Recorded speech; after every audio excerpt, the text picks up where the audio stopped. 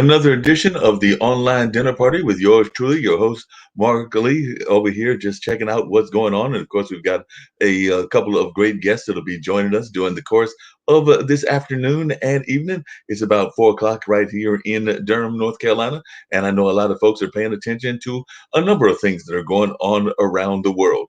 We do know that the new administration is doing a lot of various actions, including trying to get some more money to folks that are in desperate need of it. I know that I could use it, and a number of my friends could use it as well. And of course, there is those impeachment hearings going on, and of course, everybody is very much concerned about the pandemic that we're still in the middle of, but also the vaccines that are out there, and hopefully that will curtail things as well. As a matter of fact, I was just reading somewhere earlier today that some cities are actually thinking about actually having more people come to their athletic events and all of that. So I believe New York City is looking at having more people come into some of their arenas, and a number of other places are also exploring that, as hopefully the numbers are continuing to go down, even though we do know we are in the middle of this pandemic and we all still have to be very mindful of what's going on and continue to wear those masks, continue to wash our hands, continue to do all the things that the CDC and other folks are recommending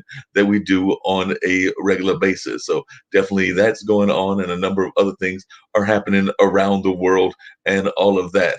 I know that I'm getting ready to switch from doing a what had been kind of a tedious type job, but glad that Measurement was giving us some work, and it was actually in the COVID field. Some of you that know me know that Measurement Incorporated is a testing company, and usually they do testing of various students around the country and sometimes even outside of the country as well. But definitely they had us doing some other kind of work as a means to just get some income and all of that. So they actually had us building COVID kits and doing a number of other things.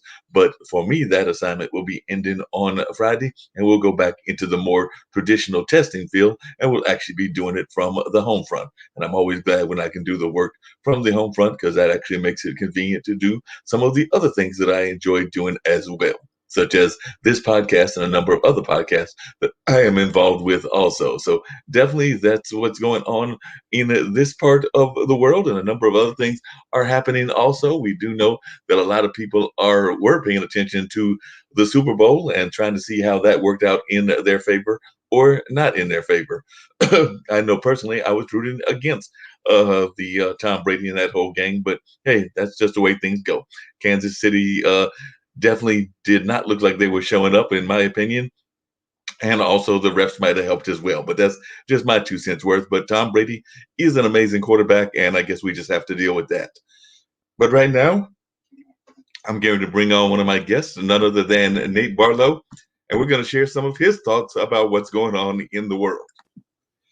Good afternoon. How you doing, Nate? I know it's evening for you almost, but it's afternoon for me here in LA. So yes, it's over there in LA. It's like 1 o'clock. So yes, about a little bit after 4 here, but it's 1 o'clock where you are. And you've been actually involved in acting for a number of years and doing some great acting work. I was actually checking out some of your resume and some of the things that you're even currently working on. And we always hear those stories about folks that move from small towns to go either to New York or LA. And it seems to me that you had that story as well, but you were coming from someplace all the way on the other side of the world, coming from Africa and all of that. So share a little bit about that background and what you're doing now, because I know a number of our folks are definitely interested in the kind of guests that we bring on a regular basis. And the international broadcast media actually has some shows out of various parts of the world, including two that I'm aware of that are out of the African continent, because we've got a show with Alexandria May, and some people consider her like the Taylor Swift of South Africa, and she's got Alexandria May's Music Cafe, and then we've got Brother Mike, who does kind of a spiritual show out of Nigeria on Friday mornings and everything. But definitely, as I was reading, I was like, wait a minute, he's got the acting bug when he was in Tanzania, and that doesn't seem like that would be the norm that a lot of folks would go through. So share a little bit about how that acting bug came about. Well, I should start with saying, I grew up mostly in Connecticut. My dad taught for Wesleyan University, and what happened was he had some sabbatical and leave time saved up, and a contract came up at the International School of Moshi. It has an another name now. I never quite remember what the new name is. But when I was there, it was the International School of Moshi. He was a music professor, so it was obviously a music position. And with the time he had available to him, my mom had always wanted to go to Africa, so they said, "We'll go."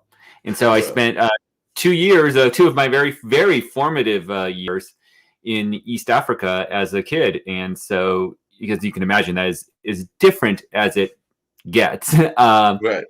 But I can definitely remember that my first, where I probably done church. I know I had done church pageants previously, but what I really recall acting wise is in third grade, we did a play based on not any, I don't think it was, as far as I can recall, not a formally written, rendition, but a play based on the Trojan War, and I played Achilles. Okay. So one of the leads, and I've always loved acting since.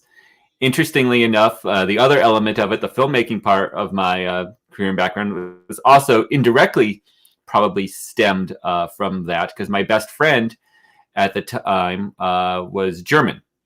Okay. And after 3-4 years, 5 years after we both came back from Africa, he to Germany, me back to Connecticut, he came to visit me one summer, and then I visited him the summer afterwards. And he was shooting movies at the time on a Super 8 camera, which was my introduction to the filmmaking end of it. Wow, definitely sounds like some great introductions and everything. Also sounds like having parents in the industry that you didn't have to have that fight that some folks have, where there might have parents and others that are resistant to them going into the arts. But with your dad teaching music, and I'm assuming that your mom might have been involved in the arts as well, it sounds like that they were very supportive of you getting involved in the arts at a very young age. Yes, well, my mom was as well. She was a music teacher at the elementary level. Excuse me. So both of them came from music backgrounds. My father, when he was in college, started in engineering, which was also my grandfather's profession, and then switched to music after, I believe, his freshman year. And his parents were not very happy about that. And so my mom was forced actually into music by her mom. She was pushed into it. So both were of the mind I should just be able to do what I wanted. So I actually started by studying engineering. I was a computer engineering major at Carnegie Mellon. Okay. But I knew even during my time there, I did not want to stay with that. And so by senior year, I took most engineers just use all their electives to fill up more engineering because they tend to be very focused. I took the barest minimum I could to graduate. And I had actually had enough credits I could have had a history minor, but I ended up choosing one course that I just wanted to take over the one that would have actually gotten the minor. I always I'm just taking what I want. And then I was taking acting for non-majors at Carnegie, and then Carnegie and University of Pittsburgh had this. I still don't know what the total relationship was with an organization called Pittsburgh Filmmakers, where I took my first filmmaking class as well. What did you think are some of the similarities between, because I've had some guests on here that have been out of those STEM fields, and we oftentimes talk about the need for STEM, but also the need for more support of the arts. And I was just wondering, as one that's had some of that background in terms of studying as a youth engineering and also having a love of history, what do you see as some of the things that you bring to that knowledge into your filmmaking and into your acting? Well, engineering is a mind. Regardless if you're doing any actual technical work with it, has a mindset, a problem-solving mindset that I think can be translated to almost anything. And to be fair, I think the difference, at least with film making, maybe some less so with maybe some of the fine arts as painting, but filmmaking has become more and more technical over time. Even if you're not doing in one of the technical spheres of it, I mean, the influx of computer graphics and means it's a beautiful marriage, I think, filmmaking of art, technology, and business. Right. And it's one of the few fields where I think you really get like a perfect marriage of those three areas. And there are others that do it, but it's so front and center in filmmaking that you can't not, to do the horrible double negative, be aware of it. Right. So I think that it's a very unique combination, and the music industry probably, to some extent as well, new advances in recording, but I think probably a little bit less so, because I think the recording technology has, yes, there's digital mixers, but it's, the concepts have changed, have stayed relatively the same for a decent amount of time. It's just the improvement of equipment. But in film, obviously, the radical changes in the last 20 years, and of course, I know all the new between the visual effects, and then you've got digital filmmaking as a whole as being, shooting it now, and then digital projection. I mean, it's been very radical changes. Yep. And one of the other things that you were just talking about and everything was just those radical changes that we are in the middle. And I mentioned that at the top of the hour of the pandemic. And I know that you definitely have a very rich bio and a very rich history and everything. But how have you been able to even continue your work? And like I said, I do want to talk at some point about that wonderful film about Hollywood, because I did not know about the science connection to what some people would call gentrification and all of that. Mm-hmm. But definitely, it sounds like it has some ties to those early days. But definitely, how were you even able to get to work during this hard time of what we're in the middle of?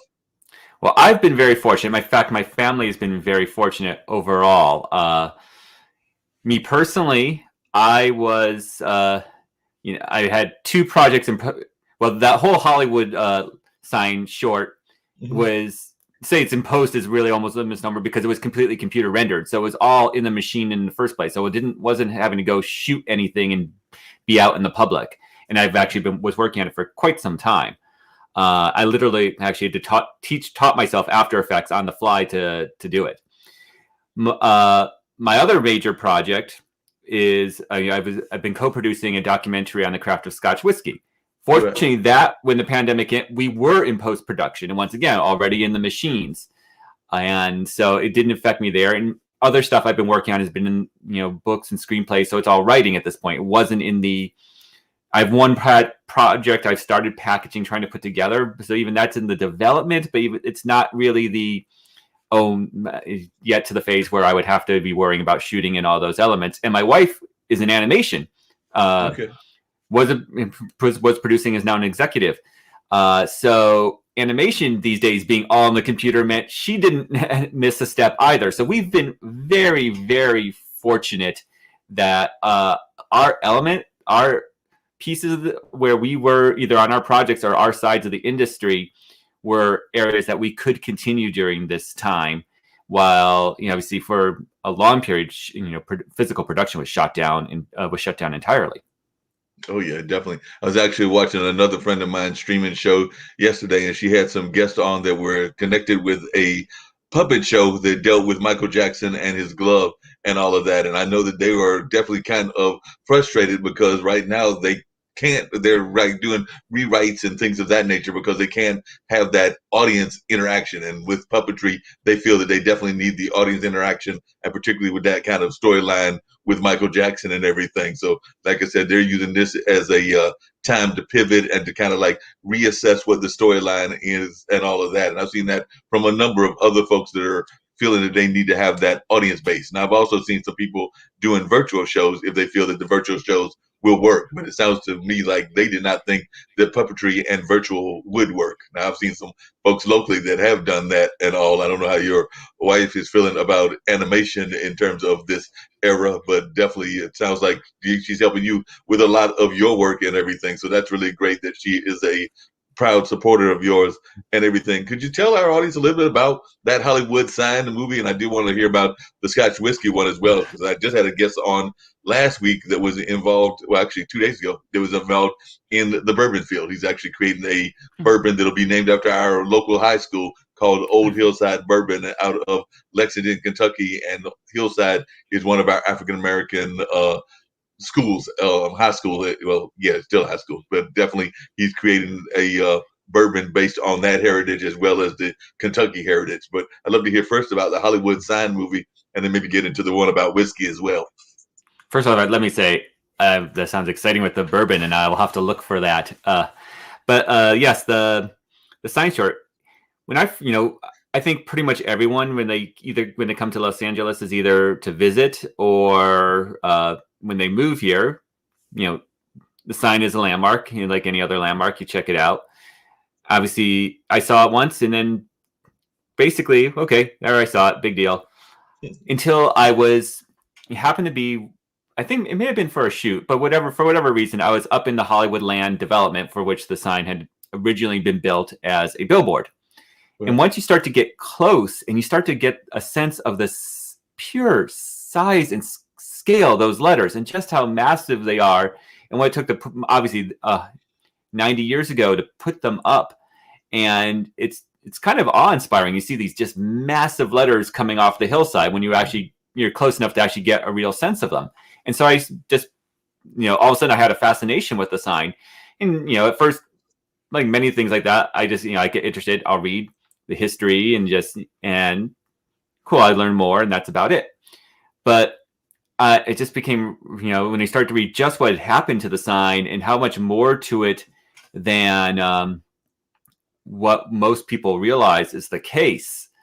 Mm-hmm. And I just became fascinated, and it just suddenly hit me the parallels of the sign's experience with the parallels in the history of the town, and I had this idea like, let's layer that with the advances in Hollywood technology of basically recreating everything from sepia tone to starting in the silence with. There is music in the silent part of the section, but it's very much of the organ style that would have been played inside the theater at the time. And then so what happens is that you evolve, and each major technological advance the changes in aspect ratio, going to 3-strip Cinerama are all simulated in here. Even when I go to 3D, I actually separated the layers, and if you were to put in the red blue a 3D, you would, if you put on the glasses, you'll see that the letters would pop out in the 2 seconds it's actually on screen. So it's, it takes about 9.5 minutes to get through all these changes, a combination of the Hollywood technology changes and the changes, what happens to the sign, how it started to fall into disrepair in the 40s, was restored, and the land was cut off, became Hollywood, the Hollywood sign, and then all the the continued deterioration through the 60s and the 70s, and it's literally falling apart. And then it was rebuilt in you actually, if you in the movie Argo, you'll see the deteriorated sign, but it's actually, they did that for effect because it actually takes place 2 years after that movie, after the sign was actually rebuilt in 1978. Wow. So it's like they kind of cheated that for effect as a symbolism, but it's actually 1978 was rebuilt. And then there's tons of the history of there was always in the 60s, 70s graffiti, but there was more graffiti in the 80s. But also that's when the sign pranks began. People covering up the letters, or pranks. The first one was in mid 70s with the Hollyweed, but the majority of them were the 80s and the pranks until they started putting in new security systems around the sign and cameras. And just a couple weeks ago, there was something about somebody trying to do a prank and then getting caught. So that one's not in the film because I was done by then. I couldn't really go back and re-render. So it's got everything up to that one as much as I could research. There might be things I could not find, but I researched. I have a treasure trove of hundreds of photographs of the sign across the years that I then recreated to make this as authentic as possible. And what are some of the things that, one is the sign in a good state right now? Because like you said, it definitely got some redo in 78, but we're now in 2021. So that's still several years away and everything. So from what you're seeing, is the sign in good shape now, or does it need more work? And is there folks that are doing efforts to even improve the sign as it is? Because it is such an iconic figure of LA and Hollywood. Well, now it's well taken care of. People, it's got these, it's got money behind it. People, the symbolism means a lot. There's the Hollywood Sign Association, so they're always doing stuff. It gets repainted every few years. Most recently, I think it was 2012, and that was a big one. They didn't just repaint, but they totally stripped everything down, so you could go and watch. I have not just shots where I was researching history and taking downloading photos to replicate, but pictures I took myself of the letter stripped down in these various. I was just curious about the thing. It was even before I was really working on this. Down to the green and gray and the metal and the primer. So they do that all the time now. And of course, there's also security, so people just don't get in there to deface it anymore. And when it was redone in '78, it was, completely redone. It was originally put up with old school telephone poles, the wood, braces, bracketing. It's amazing. It really stood as well as it did, considering how it was built, because it's meant to be temporary. It was meant to be a billboard. And now it's got these massive steel girders going deep into the ground. Everything's really well built. So there's none of the there's no problems anymore. Well, that's good to know that there's no problems anymore. What were some of the things, as you were doing your research, that surprised you about, well, one, the Hollywood sign, and then also just living out there in LA and being part of the acting community? What are some of the things that have surprised you about that entire environment, just in terms of being involved in it?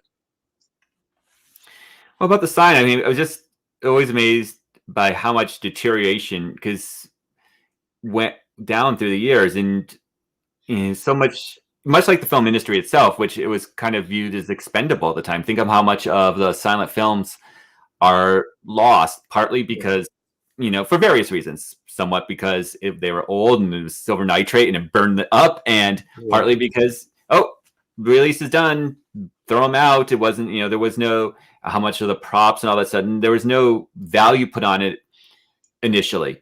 And the same with the sign, to be honest.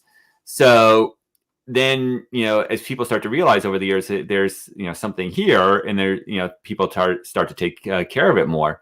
And I think that's another way. It's a way that I couldn't really represent in the film about, the lost history of silent films there, but it is another parallel. It's this whole sense of new value put on something that was lost or fading, and before people just woke up and said, hey, there's something, this means more than it did, or at least we thought it did. And so people, and of course the sign, obviously film was always an art, commercial art form, but the sign, of course, was initially a billboard. It's meaning transformed over time as a transformative experience. Probably, many people say first experienced, and this could be people throwing it back, but when Peg Entwistle jumped from the H to her suicide. So it's whether she really saw symbolism in that, or it was just a convenient place to jump. Right. Who knows? We can't read her mind. But in retrospect, that's looked at like the first moment of symbolism. Whether we're assigning that or she did, we'll never know. Right. True. We'll never know what her thoughts were and all of that. And you're right. There's so many times that we don't think about the history of various things that are going on in our society. I know I've got a good friend of mine who passed away several years back, but he was involved in a lot of our local videography and local photography and things of that nature. And his kids actually have the old video and the old film. And I know a number of folks, including some friends of mine, that have been trying to get them either to document it, to archive it, or to keep it in some kind of way. But right now it's sitting, as far as we know, in their attic or in their basement. And like you just said, if that's the case, it could eventually be destroyed if it isn't already destroyed. And they had a lot of rich history, and I'm afraid that those kind of things have happened around the globe. So I'm always glad when I see people that are trying to either use their medium, like you are with film, or use their activism activities to try to preserve some of these historical elements that we need to know more about. Because I oftentimes find that too often we let these things slide by in history, and we don't do enough of maintaining them. At least that's my thoughts. I was wondering, would you agree with that? Oh, absolutely. I mean, absolutely. Some of it's because obviously at the time people just don't realize that this thing could have historical value, and that's understandable. It's what it is in the moment, and meanings transform. It's the matter of, once we start to realize that, what can we do to preserve and save?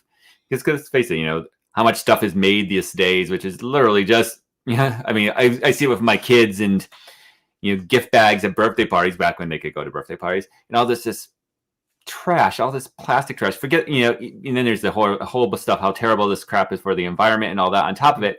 But, these are things which will never have real value or meaning. But, Right. Even the things that do are stuff that you don't realize mostly you don't realize it at the time. I mean, it's one thing if it's made out of a precious metal, or it's obviously it's a painting, it's a beautiful piece of art. Obviously there's something intrinsic at the very beginning, but a lot of the historic stuff, not until it becomes history that we realize. And then the best we can do is fight to preserve what's there, even if we couldn't have, there was no reason to think that prior.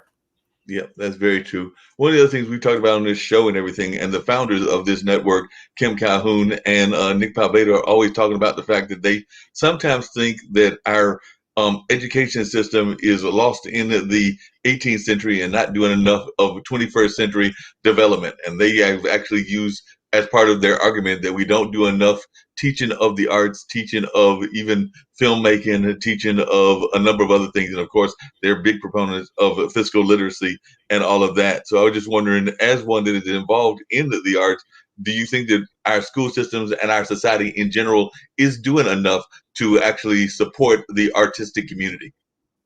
I would say not. And I remember my mother was a elementary school music teacher.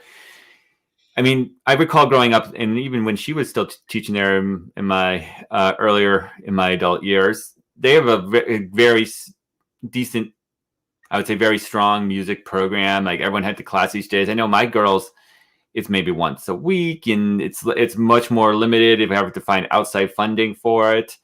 And I know it's at least on the elementary level.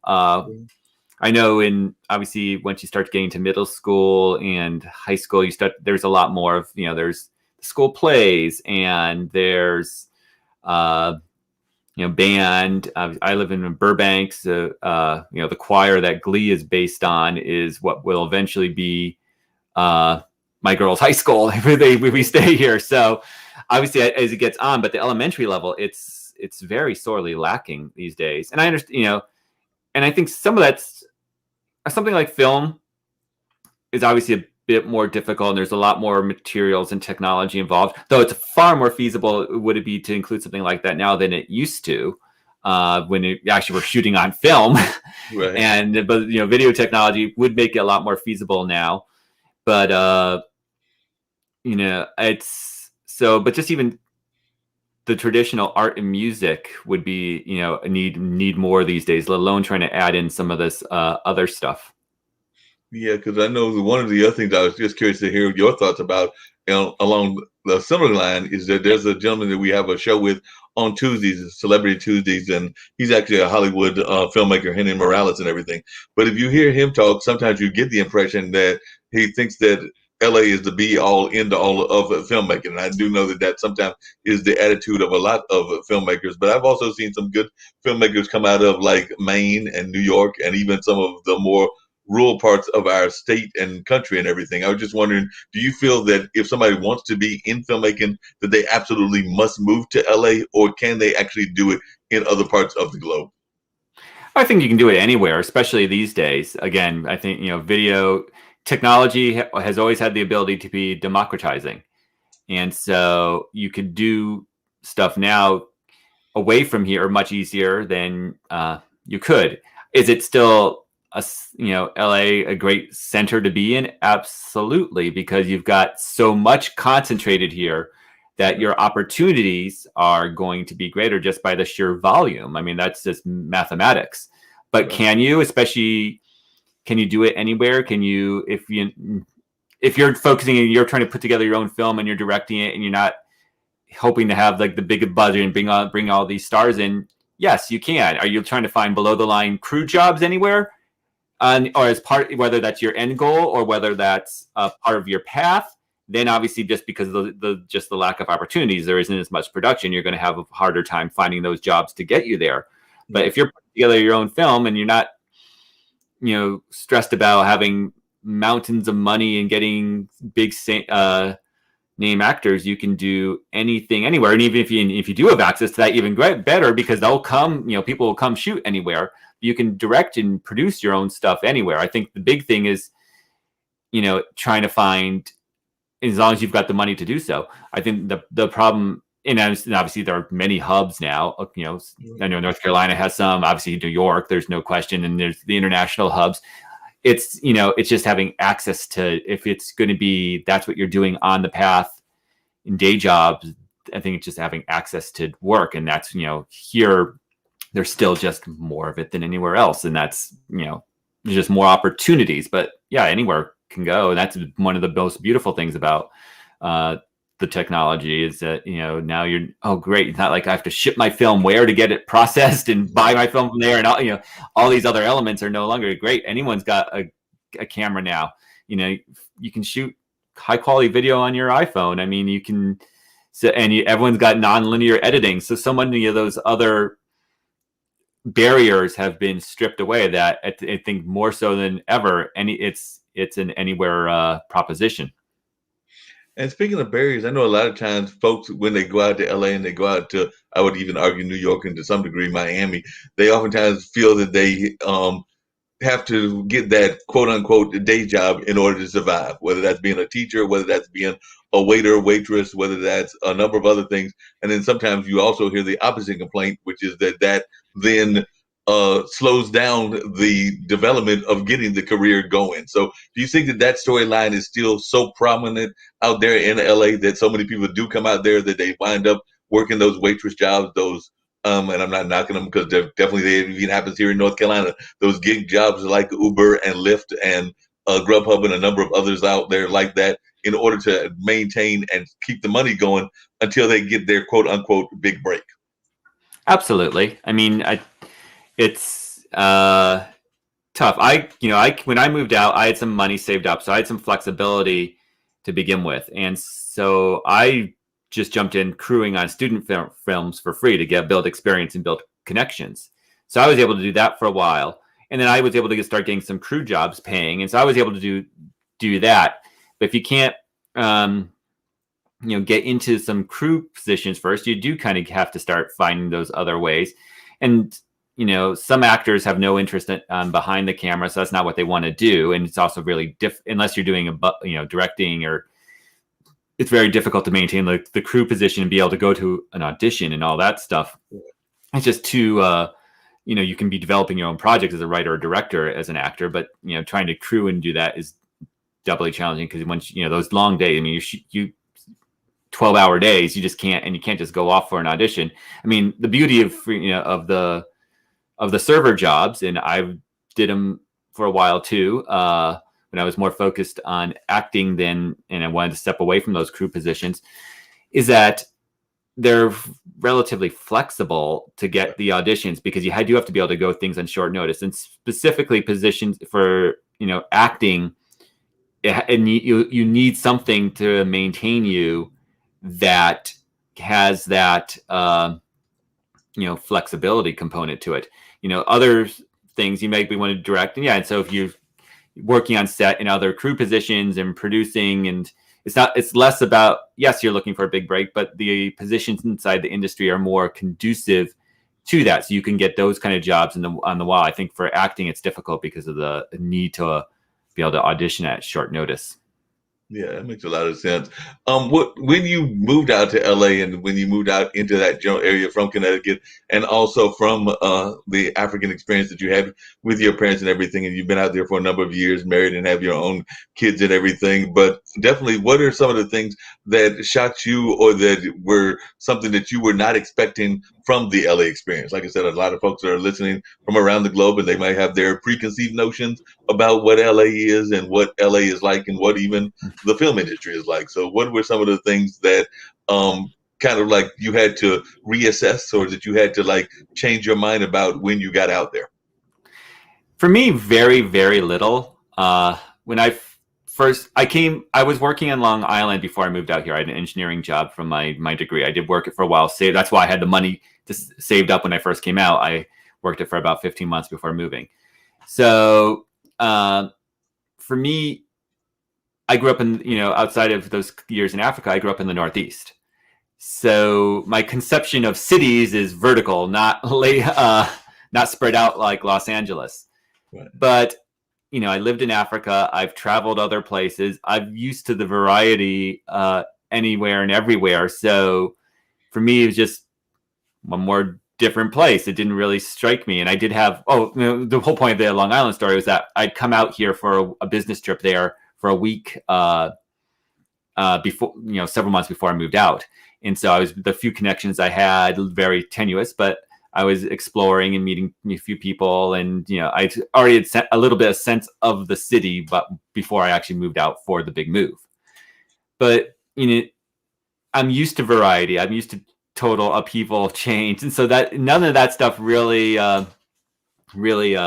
bothered me or surprised me. I mean, there are definitely a lot of misconceptions about Los Angeles, and whenever I'm faced with them, I dispel them to people.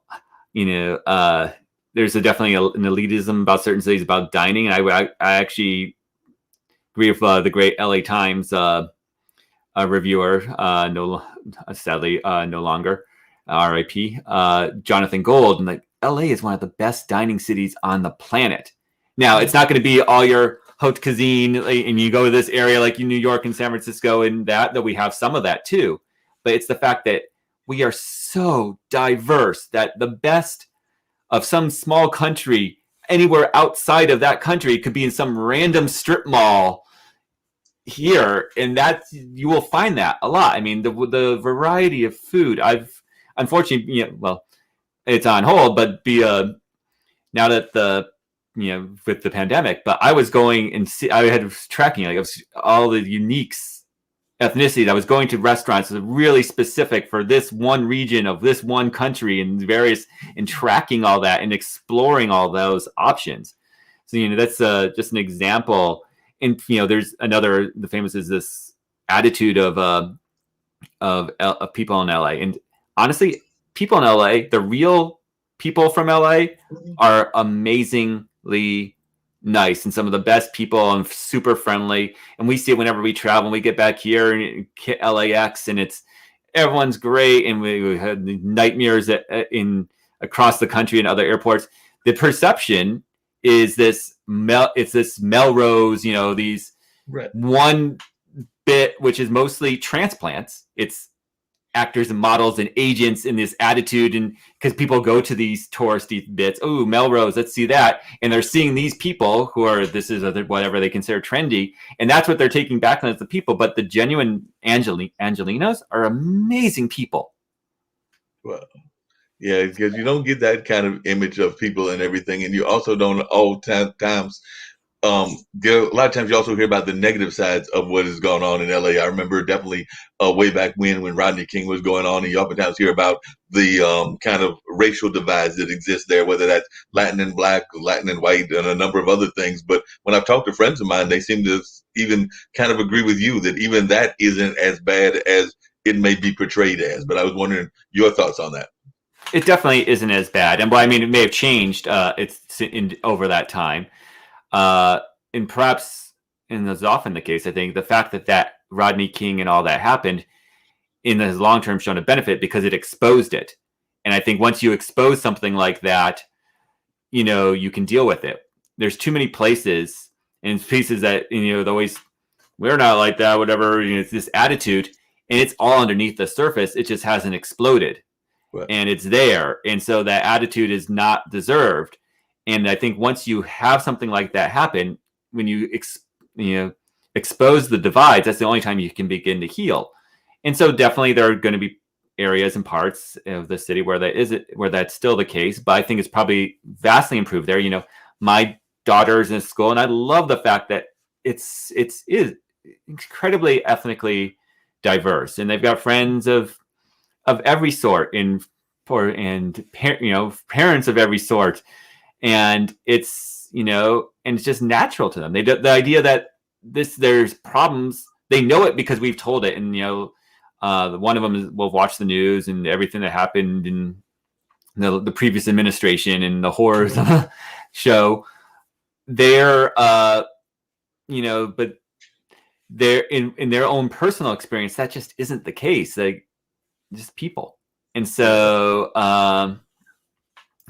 so I'm so glad that they're growing up in that atmosphere. Sounds like a great atmosphere to be growing up in and everything.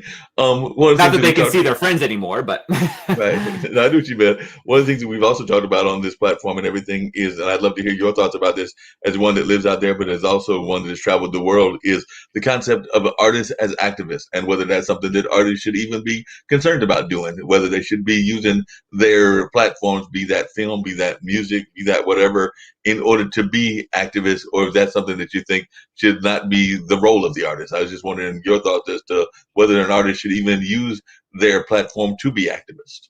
Oh, I think they absolutely should, or at least they should not. If some people may not want to use their platform, but might do tons of behind the scenes or in other ways, or and not be front and center with it, and that's fine too. It's not that they should, but is it a proper use if they want it to be? Absolutely.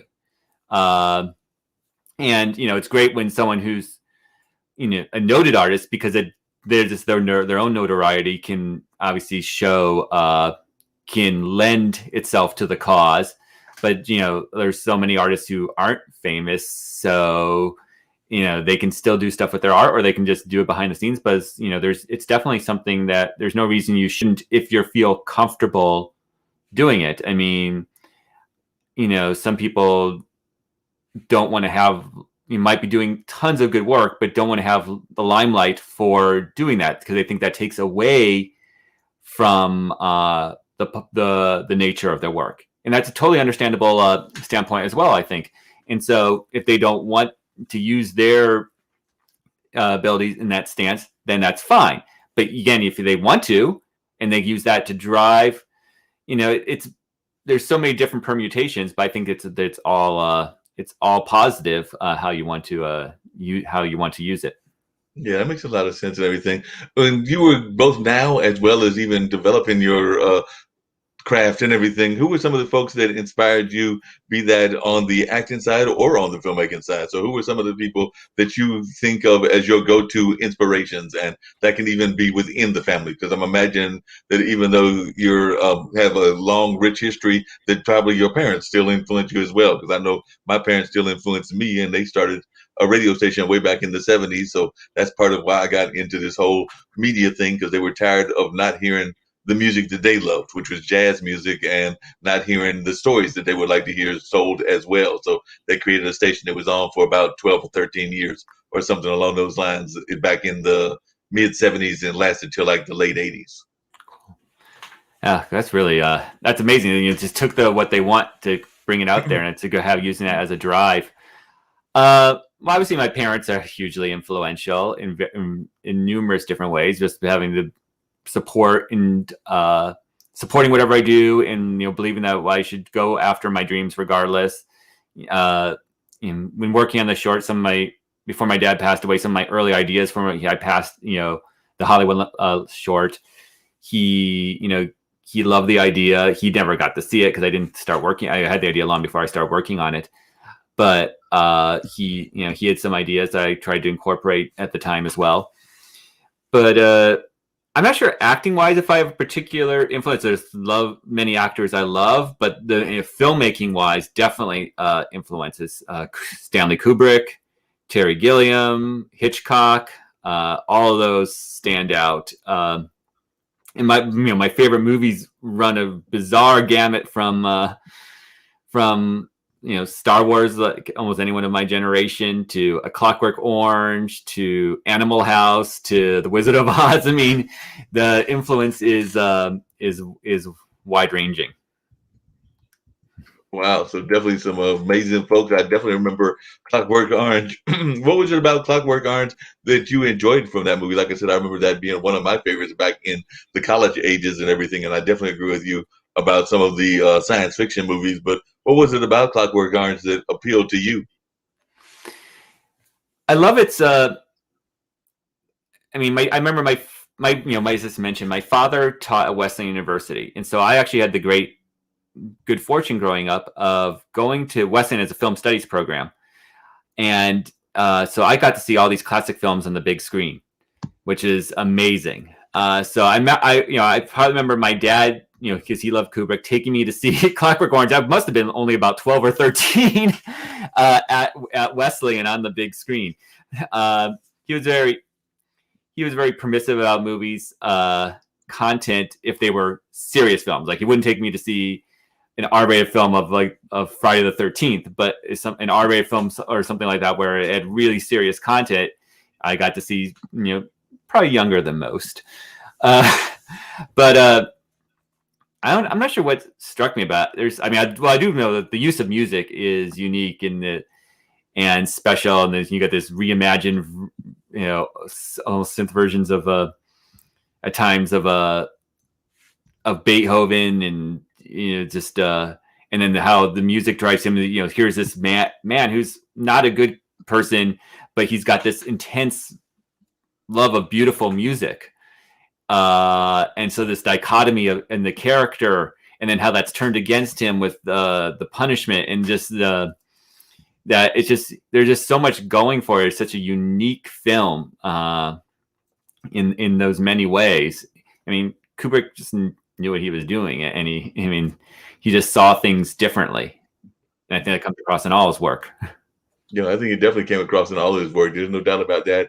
I know our audience would love to hear about the film that has to do with whiskey as well. And then, of course, I'd love to hear about any other things that you're developing. But tell us a little bit about that one also, because we shared a little bit about the Hollywood film. But I'd love to hear about this one that's dealing with Scottish whiskey. So like I said, I've got friends that are into various forms of drinks, whether that's there's actually a wine show that we air here called Shoe Crazy. And it's actually a woman that used to work I think in corporate America. It might have been at IBM or something like that, but she had a love of shoes and a love of wine. So she's actually created her own minority-owned wine company with her daughter and other kids called Shoe Crazy. And they do a show on the platform on Friday evenings and everything. They did not do one last Friday because unfortunately their director did come down with COVID and everything. So they had to sit back and try to do some pullback while he's recuperating. But last time I heard, I think he is hopefully doing well, and that they can come back this coming Friday with a new episode, but if not, hopefully the week after. But definitely that's going on. And then I know that there are some other liquor companies around here, like I mentioned, the one Old Hillside. Then there's one called Southern Wicked Lemonade, which T. Naomi Lucas has, which is a kind of one in the liquor family. And then, of course, everybody knows Harlem Brewing up in New York, but they have some local chapters and local contacts here in North Carolina as well. But I was just wondering if you could share with us a little bit about the whiskey movie. Absolutely. So the film is entitled The Water of Life, and the idea stemmed 3-4 years ago. The director is one of my good friends. We started working. We came out to LA at about the same time, met on some of our early films. So I've known him almost my entire time out here. Had the idea while he was in Scotland for a trip with his wife for their anniversary. And it really delves into not so much the liquid itself, which is frequently covered, but into the craft, into the distillers. And it stems around Jim McEwen and the revival of Bruichladdich, which is the A story, along with the whole renaissance and revival of the industry as a whole, from period in the 70s where it was very mass produced and had gone all into artificial coloring and all the chill filtering, and then there was the whiskey lock, and there was more whiskey than they knew what to do with. And then so the parallels of the rise of Bruichladdich and the renaissance of Scotch whiskey as a whole, and we touch on so many different areas. There's other distillers, we talked to so many: Billy Walker, Rachel Berry, David Stewart, his protege, Kelsey McKechnie, Stephen Rankin at Gordon and MacPhail. There's a huge bit about how the independent bottlers and the important role they played in both when for how many years whiskey was 99% blends, and now we think of it as the single malt. This is all about the single malts, but it was dominated by blends. Except there was Glenfiddich, Macallan, and then there was these the independent bottlers like Gordon and MacPhail were really the source of where all these unique whiskeys could be found during that time, and how that then fueled the industry afterwards. So it touches on all these elements and the growth to the industry as it is today. And it was shot over several trips, including director even ended up in Australia for as well as Scotland and in Ireland. So it was shot around the world as we follow these people and some of their ventures, new ventures. Mark Rainier, who's one also at Bruichladdich, now is Waterford, where he's taken the terroir concept that he believes affects whiskey just as much as it does the wine world, and doing these individual bottlings based on single farms, and you can taste the difference from one farm to the next. I've had several of the Waterfords, and Jim has got Ardnahoe and in Islay, and then he was working with Eddie Brooks at Byron Bay in Australia on their news. So he's all over the world, and we follow these paths about these distillers and these exciting people and the innovative people who have completely changed the business. And so we've worked on it for quite some time, and then this past month we had last year we were going to go to film festivals, and we had just gotten our first acceptance, and within a week the festivals canceled for the pandemic and everything shut down. We were going to go have a screening in Scotland. We all had to cancel our plans for that. So now we've decided we're taking it straight. We're self-distributing for the time being. We will eventually go to a streaming service and have discs and all that stuff. But right now in January, we had this 6-day Burns Night celebration. I'm not sure if everyone knows about Burns Night, but it's a huge celebration around Robert Burns, the poet, Scotland's most famous poet, who wrote Auld Lang Syne, among other things, and the Address to the Haggis. And so it's an annual celebration in January. And so we made a 6-day celebration of it, which was basically our launch event for the film. And so people could watch it virtually. And then each day we had a Q&A session with some of the cast, some of these legendary distillers. And then one bonus one we threw at the end with us, which we would have been surprised if only a few people came on for us, but actually they only came on for us is for the distillers, which was very nice. But so we had like nearly 800 people in the Q&As, and we had a huge number of tickets. It was a huge success.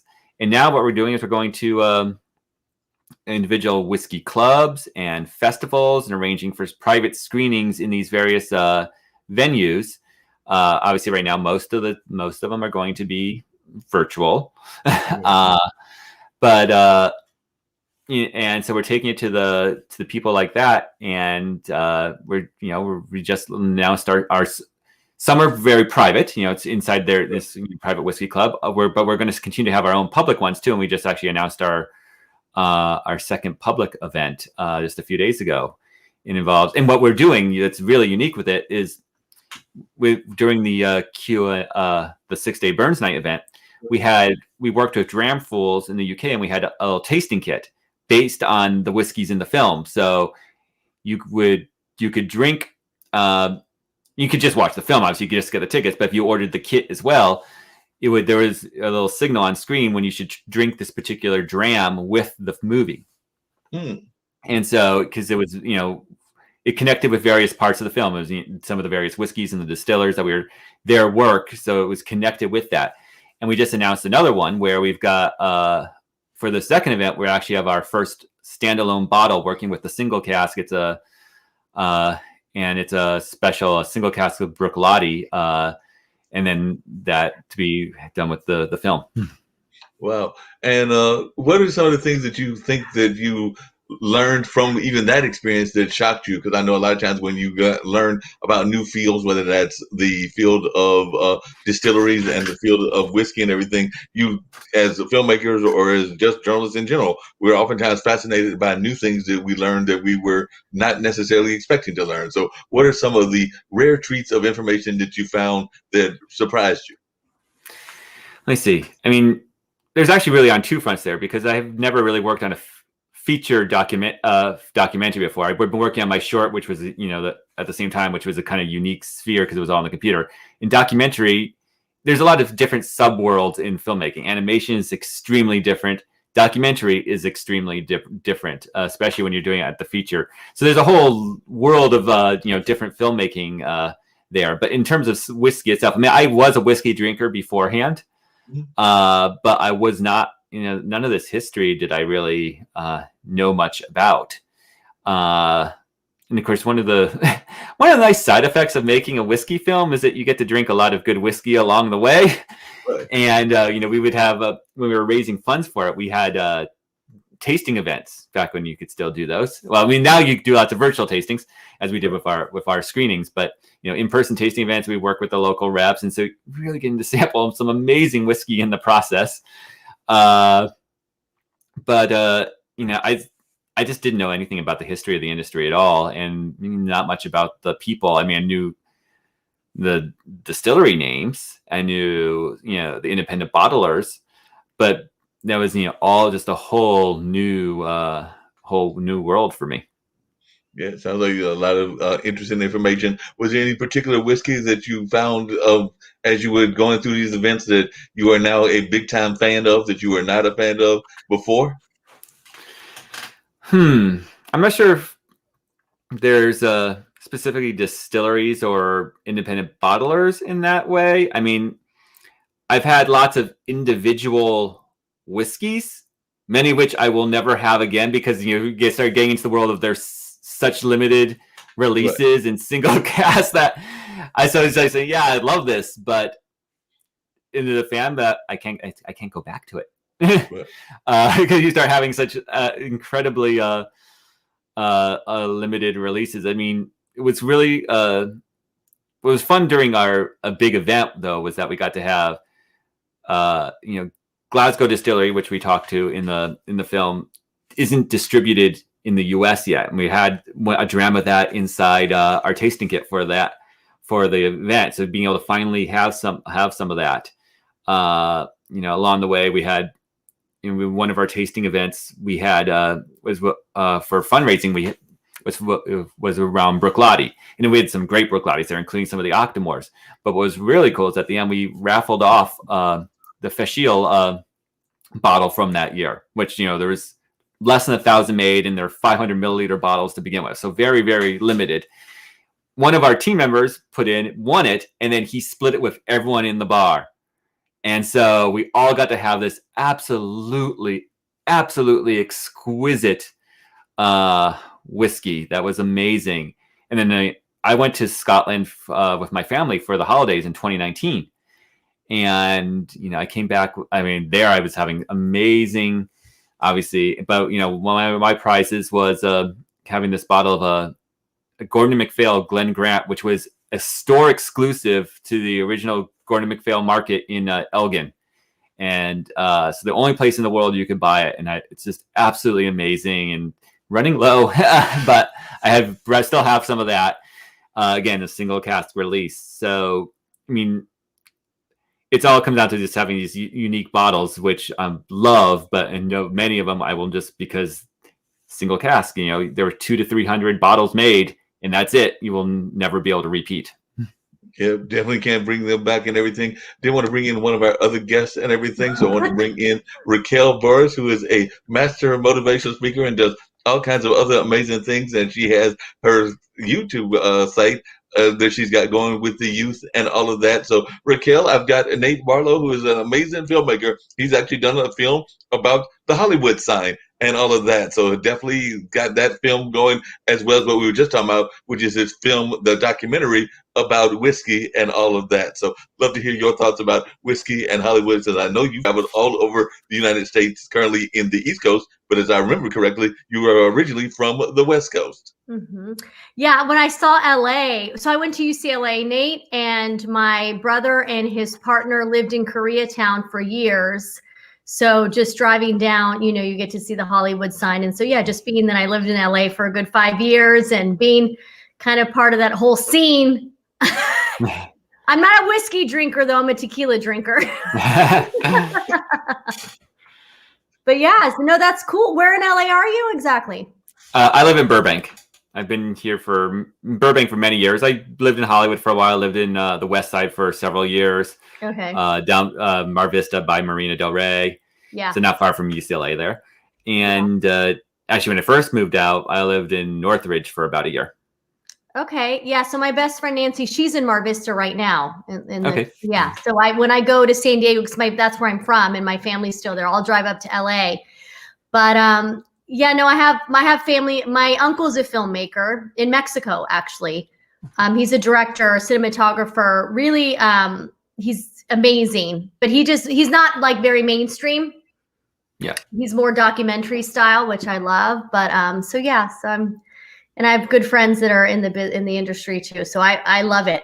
I'm a big fan of documentaries and just like indie films and everything. So I jump around. What you're doing. I jump around. Some of my stuff, some of the things will be very mainstream, and then lately I've been in the documentary land, and I like jumping between, especially now that I've been in documentaries more.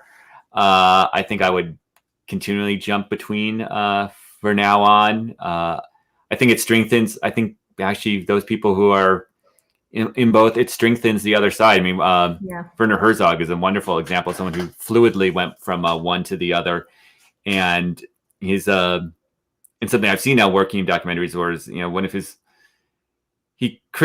I forget the exact quote, but he said that the best it amounts to that the best documentarians are storytellers, and too many think of themselves as journalists. Wow. And so which when you think about it, you can see it is the case with with a lot of documentaries, is that they go into the journalism, and it might be important points, and don't get me wrong, there's a lot to be said there, but the ones that are gripping and really take the art form to another are the ones where, yes, you're telling those stories, but still a story inside that sphere.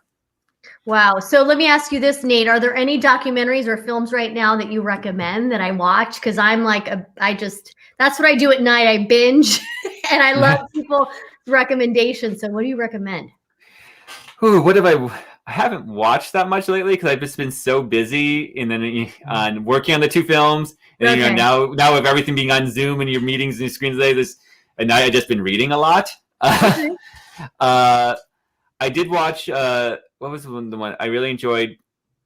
I'm forgetting what it's entitled now. It was on Netflix or Amazon Prime, but it was about the wine scandal, the forgery scandal. Okay, I'm gonna have to write that down. Take notes. About a wine scandal. We'll have to look that up and see what a documentary has got a wine scandal. Is it about the grapes that are actually they were cheaper grapes, and they were basically saying that they were coming from like some exclusive vineyard or winery? Is that what it was like? It wasn't the grapes, but basically he was rebottling cheaper wines and reblending the wines and putting them in higher end bottles, and even forging sometimes the labels and stuff of the higher end bottles. I'm gonna have to look that up because I'm a wine drinker too, and I love that type of stuff. It's like so interesting to me. Okay, so I'm gonna put that down.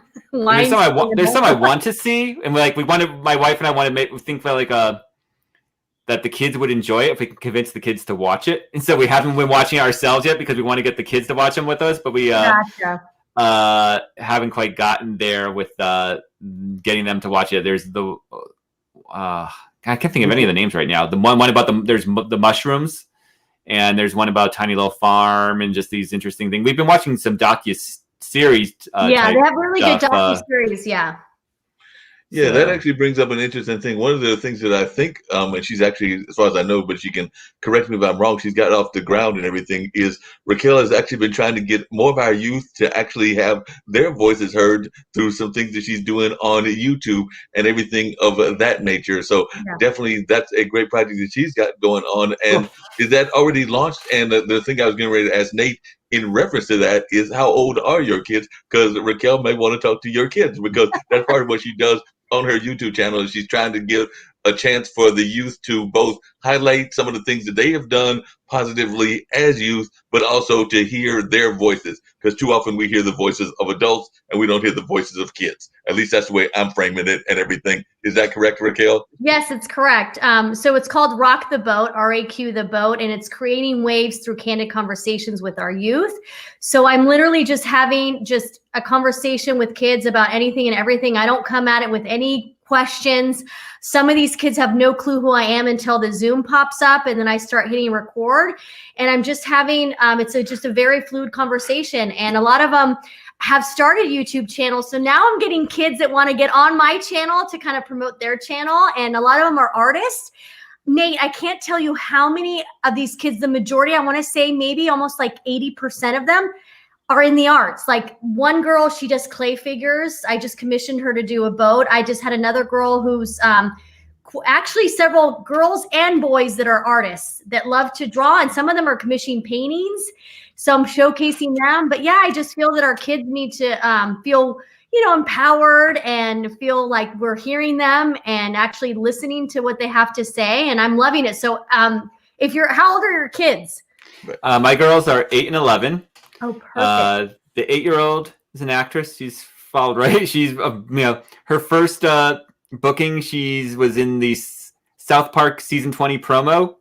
No way. But you can see 19 seconds of it, and then it becomes South Park, and you can't see any of it. But her grandparents were in Times Square, and all of a sudden they see her on the giant screen above. Okay, that's incredible. So she followed into the family business quite early. And my older one shuns any kind of limelight in any way, but she has a YouTube channel about her American Girl dolls, and the majority of it right now is she has started doing stop motion animation with them. Wow! Because her mom, your wife is an animator, right? Mm-hmm. My wife is a producer, and now she's a vice president of production at animation production at Paramount. Nice. Well, yeah, we'll have to connect, but if the younger one wants to get on, I would absolutely love it. Like I'm having so much fun with it. And these kids, I'm actually having multiple conversations with them because they're loving having the basic talk, and then they come back on and keep talking even further more. And I'm building like relationships with these kids too, which is fantastic. But yeah. The younger one loves to talk, and she never met a camera. She never met a camera that she didn't want to be in front of. I mean, while the older one will, even though she wants her channel to do well, she shuns that stuff in every which way. Isn't that interesting? What are some of the lessons, Nate, that you have given your kids as they are both gone into the field? Like I said, it sounds like one of them is definitely going more into your field of being an actor, and who knows, maybe eventually a director and everything. And the other one seems like they're going more toward your wife's field of being involved in animation. But what advice have both you and your wife given to the kids as they are at a very young age starting their careers? Well, the older one is self-taught, doing her own thing. She's not great at taking input, so unless she really specifically asks for it, and then she's very sensitive. The younger one, it's good that I have my background because acting can be a very rough world, and I know what to look for when it's a scam, when it's whatever, and so of course, I can. Help with her on her auditions, know how to go through lines, know reading. Both, my wife studied acting in college and writing in grad school. So both of us know how to work with her on her sides and her auditions, especially now that we're doing any auditions self-taped anyway right now. So I can work with her in that way, but really I just know what to look for and what not to look for and what sounds suspicious. I mean, she fortunately has, she's not submitted to anything that's iffy because she has an agent. They're dealing with legit productions, but, just when doing that research and having just my experience to look over. So really it's just in teaching her, okay, you can read this now, but think about what you want, it's just think about the scene, how you would attack that. here I think you're pushing that. You're trying to sound it versus being it. You're acting, not being. So it's, just having that, which is really coming from the director and an actor side on that bit. So it's having that ability. Well, It sounds like both of you. It sounds like both of you are giving her great advice in the sense of you, as we're hearing the conversation, probably would have been considered a child star, and definitely your kids are child stars as well. But you had strong parents, their grandparents, that were giving you solid advice, and therefore it doesn't sound like you fell into the trap of the child star, and neither will they, because they've got solid people behind them. Whereas we know too often the trap happens when they don't have the people behind them or don't have the support behind them. At least that's been my assessment of what's happened in a number of cases. And we can name several famous cases where they went way off the deep end and everything. Well, yes. I mean, there was no chance of me being a child star, because while I loved acting as a kid, it was school plays and stuff. I was never in it professionally. But with her, yeah, we would definitely, control things in that way. And, we don't really, we want her to still have a normal life. So it's one thing if she gets a feature film and, it's a few weeks away, but it's another if that's TV series where you live on set. And, we'll take the auditions, and maybe if we ever get to that road, we'll cross it when we get to it. But we'd prefer not that situation, because that's where you start to, I think once it becomes too all encompassing, and that's where you start to lose that place. Mm-hmm. No, I would definitely agree with that. And it seems like y'all have a very good and solid handle on the whole situation, and that's what more parents need and everything. Like I said, I am only a uncle, don't have any kids of my own, but I do have my two nephews, none of which, as far as I am aware of, have any inclination whatsoever to get into the arts and everything in terms of performances and all of that. But they definitely listen to my advice, as well as the advice of my brother, their dad, and even their grandparents and everything. So I think that you definitely have the right attitude in that sense. So definitely that's great advice that you're given and everything. So I definitely appreciate the kind of advice that you're giving to your kids and everything. You were talking about documentaries and everything. I was wondering, have you ever looked into Full Frame, which is a major documentary here in this area, here in Durham, North Carolina? It used to be called, I think, Double Take or something like that, but it's the Full Frame Documentary Festival right here in Durham, North Carolina. And it's some people consider it to be almost like the Sundance of documentary filmmaking.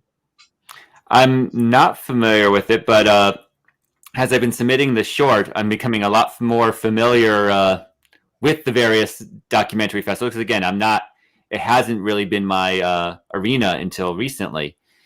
And so it's really, I become familiar from, there's a few, obviously, which I was familiar for, like AFI docs, because I've done stuff with AFI in the past. But when it comes up in Film Freeway, when the deadlines for submission, it's like, oh, okay, that's when I start to learn about each one. So I don't think it's come since I've been submitting. I don't think it's come across that, or else I would have caught it. But as media, when I see the word documentary for a festival, that's one. Obviously submit to festivals, which are everything. Right. But that's obviously one. There's so many festivals these days. So when it comes beyond the ones where you see, oh well, yeah, Sundance. It's something like, oh, documentary festival, that always catches my eye, and I always stop. So if probably hasn't hit wherever it is in the yearly process since I'm doing the submissions, it hasn't come across yet. But I'm sure as soon as it will, I will be looking into it. Yeah, I think that you will definitely enjoy it. I know that they I think it's coming up in the springtime, if I remember correctly, and everything. But I know that they definitely are still in the process of looking at some of their submissions, but I don't know whether that's for 2021. Oh, actually, I know it's for 2021, and they're still in the process of looking at submissions, because I had a friend of mine that was on that search committee, and he's actually trying to step aside because he's overwhelmed, because he's also a teacher at one of our local universities and has got a lot of other projects. He also runs one of the longest running open mics here in this area. So as he was telling me, I'm overwhelmed and I've got my hands on too many things. So I might be tossing it over to you. So I'm waiting. I probably missed the deadline. I probably started looking at them after they close submissions then, because when you start looking is the thing. Oh yeah, it's always when you start looking at everything along those lines. I know you said you had to bounce off shortly, and I definitely understand that. If it's okay with you, at some point during the course of this show, I did pull up on your website the two clips, so I was going to show at least a little bit of them and everything. So I know you got to bounce. So if that's okay with you, I will show them at some point during the course of this show and everything. But one of the things I always have with my guests is I always let them give their words of positivity, their words of encouragement. We are part of a global network, so we love to get words of encouragement that can apply not just here to the United States, but also can apply to South Africa, to Australia, to India, to a number of other places as well. I just always say, go after what you want. Don't let anything hold you back. Don't let fears stop you. These days, obviously, it's an odd world that we're in, but if you're trapped at home, there's still things you can be working on from there that, working towards your dreams. Obviously, and anyone who's going through the pandemic and having the disease right now, and just, my well wishes, and keep fighting. Yep, definitely. I appreciate that and everything. And you've been an amazing guest. I definitely appreciated you being on. I'm going to continue having a little bit of conversation with Raquel, and we'll also wait to see if my gospel singer comes through as well. But definitely, I have appreciated the last hour or so talking to you, Nate. And as I tell all of my guests, and Raquel can testify to this, as does a couple of other folks, once I've had you pop on, anytime you want to pop back on, I'm always glad to have folks come back on the various streaming platforms that I do here on the International Broadcast Media. So you're just part of the family now. So definitely, anytime you feel like popping back in, you're always welcome. And anytime you want to bring the young ladies that are your daughters on, or even your wife, the animator, they're also welcome as well. So anytime folks want to pop in and share their stories, I'm always glad to have that happen. Great. Thank you. Cool. Nice meeting y'all. Pleasure meeting you. Cool. Yeah, I'm gonna reach out to him. Say what? I said I'm gonna reach out to Nate. I'm gonna ask you for his info and see if I can get his younger one on the show. Oh yeah, definitely. So tell the folks about some of these shows that you have done, because you always have amazing shows. You mentioned some of the guests, but I'd love to hear some of the ones that you have been impressed with. You mentioned a couple of them, but I'd love to hear some other ones as well. Yeah, well, so I already have 18 episodes, and I just started the channel less than 3 months ago, and I have a bunch in the pipeline. And I have to tell you, my sweet spot right now seems to be like the 9 to 12 age group. And I mean, every single child that I've had a conversation with is just so special. And I've actually had multiple conversations with these kids. So Jason, who was 12, he was my first conversation in November. He's already been on 4 times and is 13 now. But it's just great because I want to continue the relationship. I don't want it to be like a lot of, I love that you're always, hey, if anybody wants to come back on and continue to be a guest, it's great. Because I think a lot of times with these podcasts and these live streams, everyone wants a guest and then they're already looking on for the next one, right? And I don't want it to be that way. I want it to be where if these kids want to continue to come on and talk about what's going on in their lives, I want to be like a safe space for them, right, where they can share. And it's been great. I mean, I have to tell you, Mark, I know you're not a parent, but this is something that I have noticed is that every parent that's had their kid on there has walked away so proud of their child. And I love that I'm giving that gift to these parents because, right now with everything going on, it's really difficult for these kids to interact with other adults outside of, just their parents or even just Zoom calls with their teachers, because a lot of it's virtual learning still. And a lot of them are still pretty isolated. Right. And so for them to have someone like myself just have a conversation with them, it's showing their parents that like their kids are really well-spoken, very respectful, very engaging, very open, just being themselves. And I love that I have that, that gift for the parents. And it's been great. Like I had an idea, but it's already like taking a life of its own. And I think I'm already talking to people to collaborate, like have people that, have children's books. I would love for them to come on and maybe share their book with these kids. I mean, there's so many things that can be done, but I'm just excited.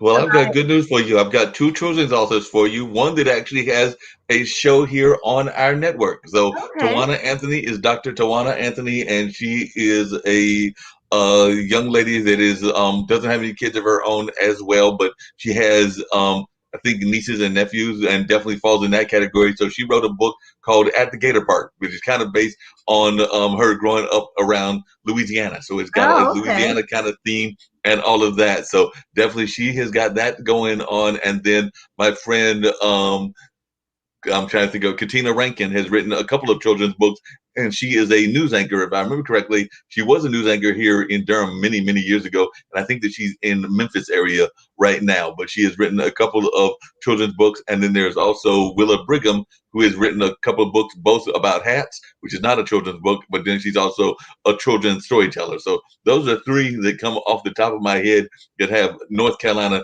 Durham roots, but they're definitely very strong authors and all of that. So definitely, I can get you their information and all that. And I'm glad that you mentioned that whole thing about not necessarily being a parent, because I remember a friend of mine who was unfortunately passed away some time back. Baba Chuck Davis was a dancer here in the community, but he had a lot of like god kids and kids that were never his, because he never birthed any kids, but he was definitely respected by a number of folks, and a lot of folks would have considered him to be like their one of their parent figures or one of their elder figures. We'll just say an elder figure, not necessarily a parent figure. And that's the way I feel about a number of folks. I definitely feel that way about my own personal nephews, but I also feel that there are a number of folks that are in that younger set that I consider to be like a mentor to, or somebody that I have that kind of relationship with. So I don't know that you necessarily have to birth the kids in order to be kind of like that No, not at parenting all. aspect. Yeah, no, definitely not at all. But yeah, no, I would love. Yeah, I'm just getting to the point where it's picking up speed and momentum, and it's really cool that I have these parents sharing it with their friends, and now they're telling their friends like, you need to have your kids on this channel because my daughter or my son was on it and it was great. So yeah, it's definitely picking up. So I know that there's some potential there to be able to collaborate with others, because the more the merrier. That's my belief, that if we could all be a part of this and show kids that we care and that we're not giving up on them and that we really want to hear what they have to say. I think that's going to be really important for our next generations because of social media and technology. I think we're very quick to think that it's doom and gloom and that basically, there's no hope. But let me tell you, there's so much hope. Oh my gosh. Like after every conversation I have, I walk away feeling so inspired and just feeling like, you know what? The future is bright because of these kids. And that's what I want people to see. It's interesting that you say that, because that's actually something that I've been feeling for a while, and I've actually brought that up on a couple of the shows here as well as some of my other platforms and everything. Is I sometimes feel that for a long time our youth were getting the short rift in terms of the way that we treated them and thought about them. Mm-hmm. I actually think that this is one of the most progressive and definitely one of the most open youth generations that I have ever seen. So I've got some friends that are definitely in the under 20 category. Yeah. And I think that this generation that is coming up, both those in the 20 to 30 set and definitely those that are in the teen set, that they are some of the most accepting people in terms of like the ways that they treat people around race, the way they treat people around orientation, the way they treat people around ethnicity, the way they just treat people in general. I actually have a great deal of hope for the world when I talk to some of the young people here and I have conversations with them, because I've actually got a friend of mine that's actually at a convenience store nearby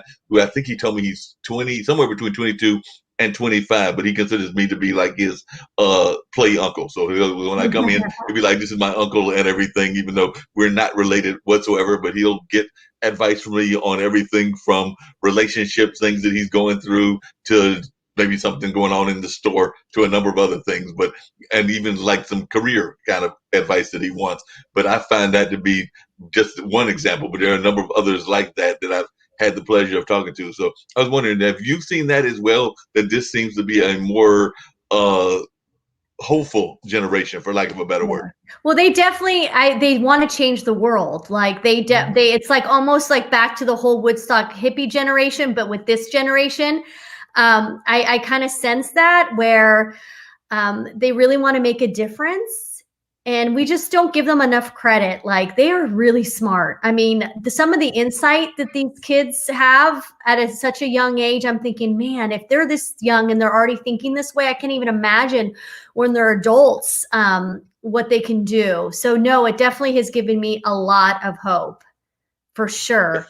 I'm loving it. And not only that, like, I think the other thing too is that I think a lot of our generation, older generations, feel like there's such a huge gap that we can't relate to the younger generations. And I'm trying to prove that no, the gap isn't as large as you think it is. Like, if anything, when I'm having these conversations, I'm relating to these kids and they're relating to me. And I even at some points, sometimes I have to point out, like, hey, did you ever think that you would have something in common with a 45-year-old? Because, we get on we talk about sleep patterns, or, the fact that we like to binge certain things, or we fall asleep. There was one 9-year-old who she kept saying how he would fall asleep at the end of a show and have to like rewatch it. I go, oh my gosh, that happens to me all the time too. Like, I watch a show or a movie and I fall asleep and I wake up and I realize it's over. So just the simple things like that, where a lot of people might not think, well, what's the big deal? It's like, no, that's a huge deal, because you're showing this child that as in the 40s, you can still have the same experiences as someone who's 9 years old. And there's such a beauty in that. And just to feel that connection, like, I just want people to know that you can really relate to these kids. That gap is not as large as you think it is. No, I definitely agree with you. It's not as large as we think it is. It's definitely somebody that you can relate to and all that. And I've got one other guest I'm going to bring in shortly. I want you to stick around, Raquel. But I did promise Nate that we were going to show some of his work. I would love to see it. Yep, so we're going to show a little bit of Nate's work about Hollywood. So this is the one that he did on Hollywood and about that lovely Hollywood sign. So let's check out a brief history of Hollywood.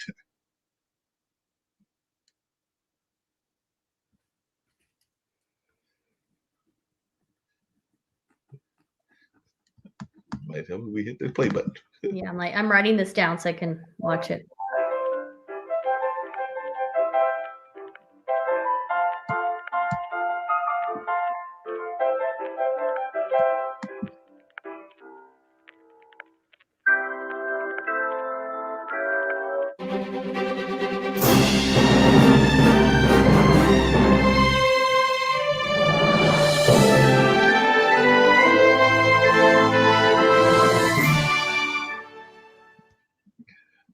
Well, that was the teaser on the Hollywood movie. I thought that was pretty well done, and I did not realize that it was done as part of a like development thing and everything. Because I don't know if you could read that early part and everything, but apparently that whole advertisement was done as part of an advertisement for a housing development. So I never really think, when I think about that whole area, as that being like a part of a housing development. I mean, I probably should have thought about that. But I definitely want to. I'm interested in seeing it. That's why I wrote it down. And hi, David. Isn't he over in Scotland?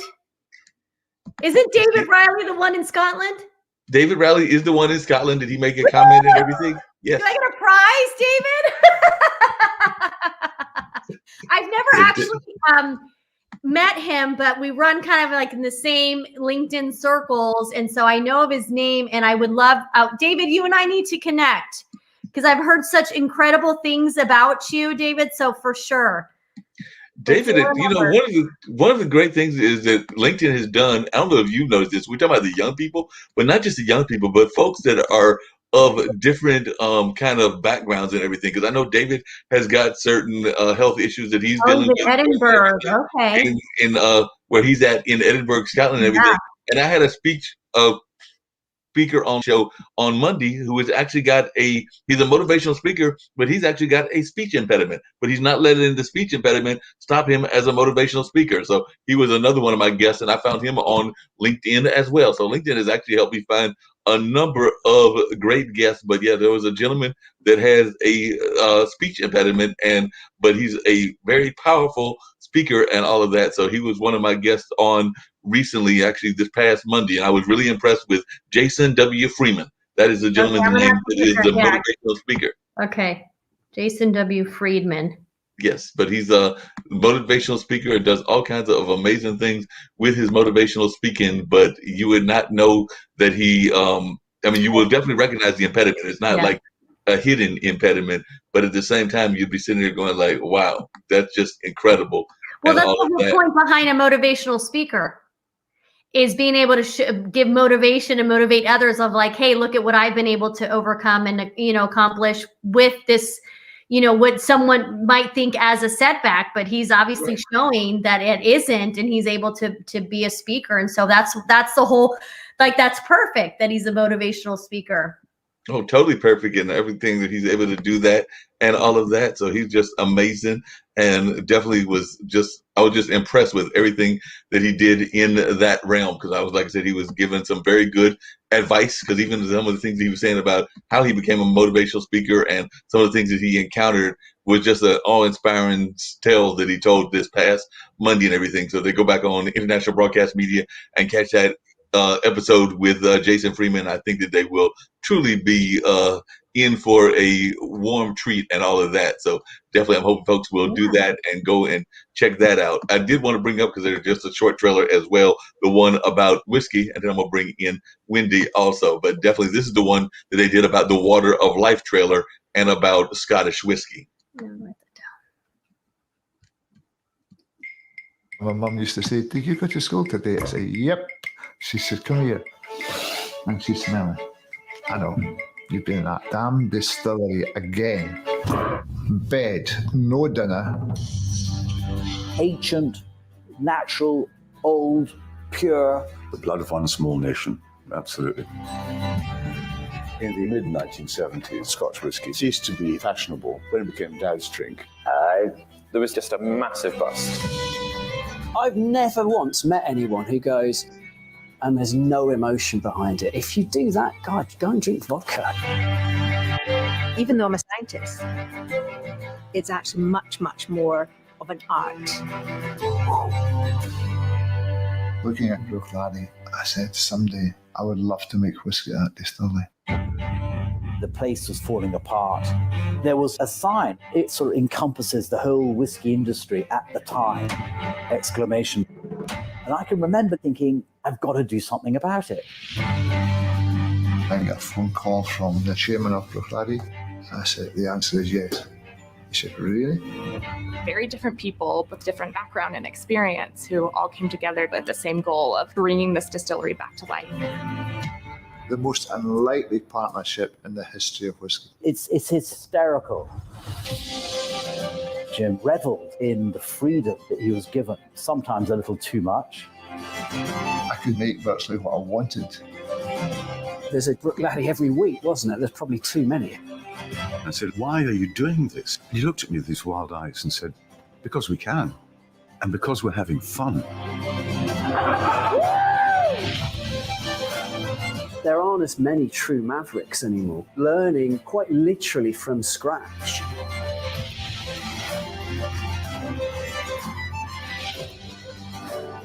Mike and I had many battles. We detonated. Yeah, emotionally, it cost me a lot. But we did it. We touched the void.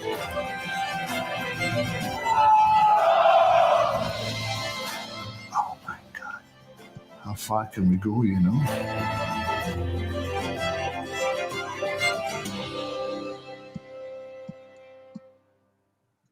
It's funny. I wonder if David Riley had been there, and then the fact that he's like, I've been right there because I was going to ask. I'm like, David, do you know about it? Yep. Looks like he's been there and everything. I am going to bring up our other guest for today and everything, Miss Wendy Boone, who is a gospel singer and has definitely done some amazing work in the field of gospel. So, Wendy, how are you doing? And share with Raquel and those that are watching, including David Riley, all the way in Scotland, a little bit about yourself and your music and all about your gospel journey. Okay, hi everyone. Hi Rachel and David. I can't see David. Hello everyone.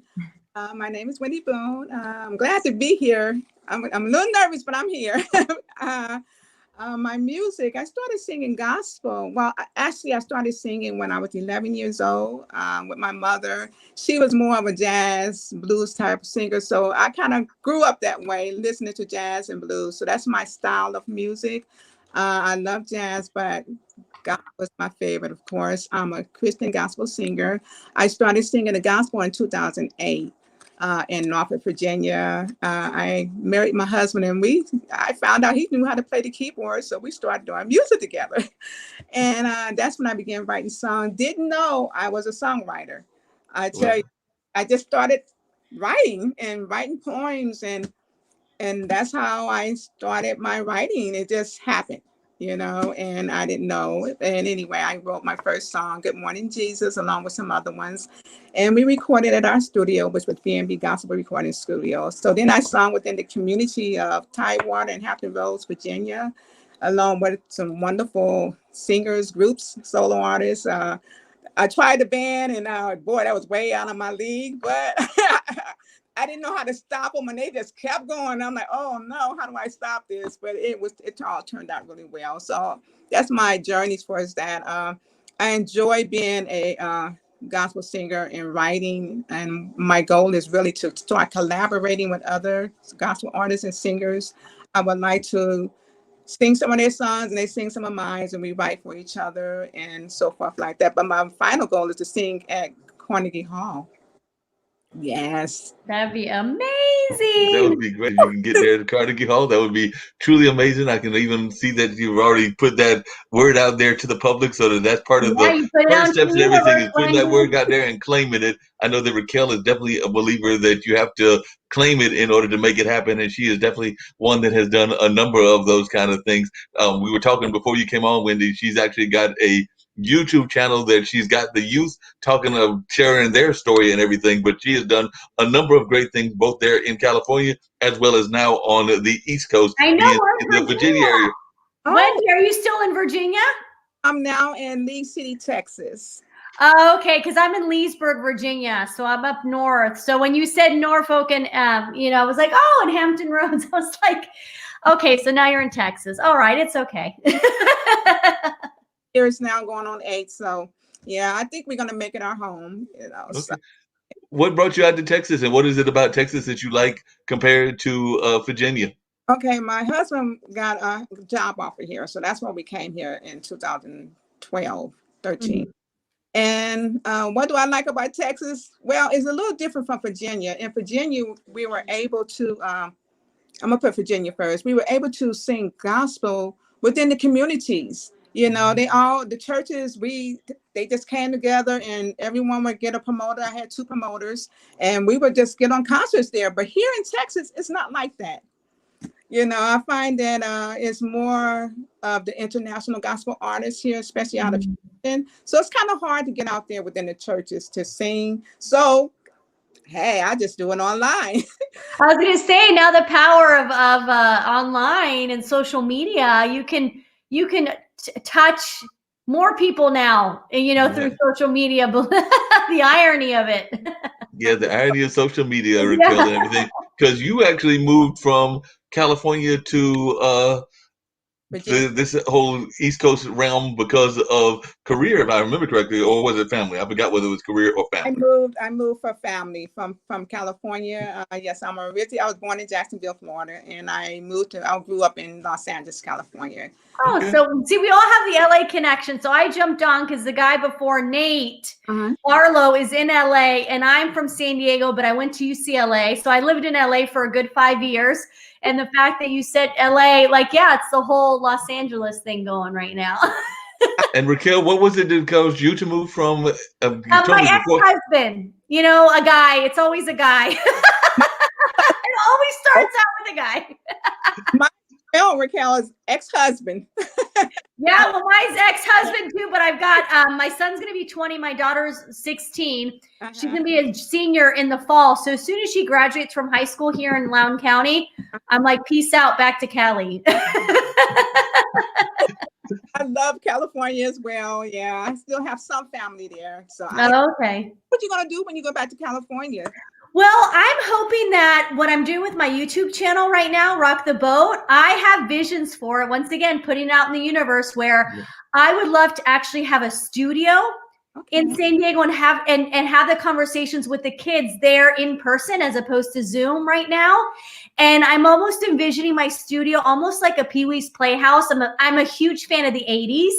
So I would love to have like an 80s feel where it's all of this, it's my childhood memories of like, cartoons like the Smurfs and Care Bears and the music, 80s music, Madonna, Michael Jackson, Duran, all that. I want that vibe. And then I want the kids to come there. And then the parents could like maybe have a separate room where they're hanging out, playing Pac-Man, drinking coffee, wine. I don't know, but I just envision it to be like a really fun place to be. That is so awesome that you're saying that, because working with the youth is really, really a wonderful thing to do. When we had our gospel recording studio in Norfolk, Virginia, we were involved with the youth there from different organizations, and we had them come to the studio. Yeah. They were so excited. So my husband, who's a producer, he brought them into the studio. We brought them in, and they came in with their staff, and we let them record. Wow. That's so awesome. Yeah. They loved it. So that was really a good thing that we did. They came in and they recorded, and got a feel of the mic, because we had, did some other things with them as well. So and that sparked something in them, right? So there's kids that come in would have never ever imagined that they would want to be a music producer, but then they come in, or even with me, like I'm an artist as well. So, I used to teach art classes in LA. And I thought, you know what, maybe we can have art classes, or maybe I taught yoga, maybe I do yoga, but have it kind of like almost like this really fun space. And then who knows what you're sparking in those kids, where maybe one of them wants to be in the film industry or do a TV show themselves or whatever. Definitely. That's the gift we're giving to these kids is showing them, like, look at all these different things that you can do when you grow up. Yeah, these different fields that you can have. Is your husband and you still have the recording studio in Texas, or are you looking at starting a recording studio in Texas, or you had it in Virginia? Are you looking at starting one there in Texas as well? We do have one still here. The thing is, he's doing a whole new thing. He's doing music now for film and TV and commercials. His music is beautiful. It's something that I can't sing to no more. So he's not really doing music for singers, and he hasn't started recording back, but I told him I would love to, because I still have so many songs that I have written that I want to put out still. So I have 2 that I am working on. So we are talking about putting the studio back together. So I'm trying to get him on board with me too, but I understand his dream and goals, what he's trying to do as far as in the television and commercials and so forth with his music and this. Yeah, that makes a lot of sense. David's in Scotland, so he's getting sleepy. So yeah, David, I will reach out to you and we'll chat soon for sure. Oh, and my channel's Rock the Boat, RAQ the Boat. Yeah, so definitely he said go over there and get his nap on. Wendy can sing the original tunes. The Rock the Boat song by Hue Corporation. Is that the one gonna rock the boat? Yeah. Don't tip it over, rock the boat. Yeah. That one, yes. But Raquel, we don't want you to go back off the East Coast. We need you to the West Coast. We need you to stay on the East Coast. You can't go back to the West Coast. We're not having that. Well, that's the beauty. Well, at some point it'll be okay to like travel back and forth. Obviously right now it's difficult, but I'll just, I think my kids are going to stay in the East Coast, especially my son. My son's an East Coaster. He's at Virginia Tech, and I know when he graduates, he wants to stay in this area. So I'm still going to have, basically a home here. So you'll have an East Coast connection either way. I'm You have the a East Cali Coast. girl, though. I'm a Cali girl at heart. Like, you can take the girl out of Cali, but you can't take the Cali out of the girl. Oh, great. The weather is totally different from Virginia. I went to Virginia. I'm like, I was not used to that. The snow. It's snowing right now. Like, it's snowing. It's probably going to snow consistently for the next 3 days. I'm over it. I'm like 75 and sunny. Come on. Actually, North Carolina, we've not been doing that bad this year, because actually, I think we got up to 50 or 60 yesterday. It was actually pretty nice today. I was talking to another friend that comes on regularly and everything, Kara, and she's in Ohio, and she was having snow and was showing me pictures of snow that she was sending and everything. And I was like, no, don't want the snow. So I'm good with no snow, because many years ago I had a snow accident. So I slipped and fell, broke an arm. And so me and snow and ice are not good friends. Yeah. Yes, you got the trauma behind it.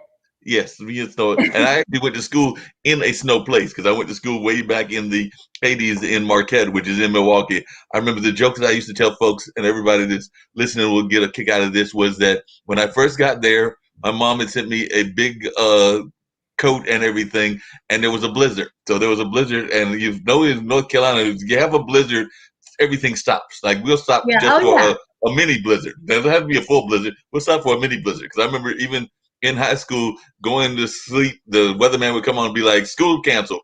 And I lived in a town called Warrenton, which means I had to wait till the end of the weather forecast to even find out whether school was canceled, because they had to go through all the A's to get down to the W's and the Z's. But they'd be like, school canceled. I'd be like, oh, good.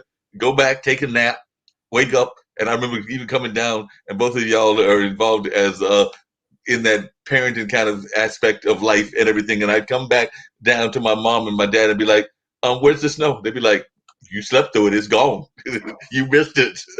It's melted. You missed it. I'm like, what? I missed the snow. They'd be like, yeah, it's gone. So, but the down coat story that I was going to share is that mom sent me a down coat, and we had those big walk-in kind of like closets. And I remember there being a blizzard. So I'm thinking, running with some of my friends from the Midwest, I'm like, so no school today, right? And they look at me like, no, there's school. You have to go to class. I'm like, no, I don't. There's no school today. They're like, no. And then they pointed to the closet. They're like, you see that coat your mom sent you? Throw that on. Throw on the scarf. Start marching to class. I'm like, but it's 10 inches out there. They're like, don't matter. We still got class. Yeah, it's different in those states. Yes, they like do not care. And all of those are like, what? They do not care whatsoever. Wendy, what would you say is the biggest thing? And I'm going to let Raquel hear some of your music, because I did pull up some of the tunes that you sent me and everything. But what is some of the people that inspired your gospel music? You definitely said you've been doing it for a number of years, but who are some of the people that inspired you to go into gospel music? Well, I like David and Tamla Mann. Oh my gosh. I mean, both of them sing lovely, and they inspired me. But what really inspired me into singing, besides just gospel music, is this: I like Billie Holiday. Oh, I used to sing her song. Wow. What is it? Good Morning Heartaches. And that's where my song Good Morning Jesus came from, because I would always sing Good Morning Heartaches. Good morning, Billie Holiday Heartaches. And then I would take Good Morning Jesus. I would say good morning to Jesus in the morning. Next thing you know, I got a pencil and started writing. And the lyrics came for Good Morning Jesus off of Good Morning Heartaches. So you can hear in that, you can hear a little bit of that in there. It wasn't exactly, but the melody is, off a little bit, but the lyrics and so forth sort of, except for I, did them differently. But that's where it started at. It started with the gospel. And when I got into Norfolk in Virginia, that's when I really got into singing the gospel, because I wasn't always a gospel singer. I was more of a jazz and blues and R&B type, singer, so forth. But once I got to Norfolk, Virginia, I became, got involved with that and singing with all the groups there. I've sung with so many different groups and so many different places and vineyards and avenues, and music was played on the radio there. Good Morning Jesus was played on 1400 WPCE, and then also 1110 in Norfolk. So I really started doing things there, and it was a whole new life just singing for the Lord than what I was used to doing. So, wow. And do you feel that gospel music is still as popular as it used to be in your mind? Like I said, I sometimes think that it does still have strong popularity, and then sometimes I know that folks get divided into the different kinds of gospel. Like there's contemporary gospel, there's definitely the more traditional African American style gospel, and there's a number of other ways that the gospel seems to get divided. But I was loving to hear your thoughts on gospel music and its popularity in your mind. In my mind, I love the contemporary. Tradition is wonderful, but I'm not that type of a gospel singer. I don't sing from the head. I hear them, I'm like the head, and my husband kind of explained that to me. I'm more of a smooth, laid back type of gospel singer. I believe in singing it the way God gave it to me to sing. I'm not trying to be like nobody else. I'm not I'm not one that really sing very loud, smooth. But I think contemporary to me is really good, and especially the jazz. There are jazz gospel artists out there that's basically instrumental, and so, but my style is jazz, type laid back gospel singer, contemporary. I do like quartet. Quartet is good too. A lot of people's into quartet, especially back in Virginia. Oh boy, they love quartet in Virginia, so, and the concerts was quartet, but guess what? I was more, like I said, contemporary. So I had a promoter, Minister Robinson, who heard me, and he's like, wait, so now I can do both. Now I can do glory, glory, hallelujah. I can do Jesus will fix it, trouble in my way, quartet and contemporary. I have them in recordings where it's my background, and I can sing them both ways. Now I can do some, like I said, some traditional and some quartet. I probably can. I'm not afraid to sing without my music. I will sing for you. I would sing a cappella, but I just love the instrument. I play the guitar as well now, so I love singing music. So. But I think contemporary is where I'm at, in the jazz, of course. Yeah, you can't go wrong with jazz. I'm definitely a big jazz fan and all of that, as well as a big fan of blues. And I know sometimes people try to put a division between blues and gospel, but I actually find that they have a lot more similarities than they do differences, in the sense that they're both singing about the world and singing about positive messages. I don't know that they're always necessarily as opposite as sometimes folks try to make them out to be. You know what? Jazz is really, I looked up jazz before. Jazz is really from the soul, from the heart. It's really emotional, felt from within the heart and within the soul. That's where jazz and R&B and blues basically originated from. No, I definitely agree with that. I love R&B. Yes. So you're an R&B fan. I know that's right. I am. I'm an R&B fan. I do love jazz too. I love all music, but I huge R&B. I don't know what it is about it, but I just like, ooh, it just seeps into my soul and my heart. Like, just cannot get enough of it. And you're sitting there going like, I just am enjoying this music totally and everything. But we're going to let folks check out a little bit of Wendy's music, which we're going to bring up Good Morning Jesus. So we're going to bring that one up and let folks check that out as well. So see if I can't get that to come up and everything. So we'll hopefully that goes on and bring that up, and folks can hear her rendition of Good Morning Jesus. Yeah.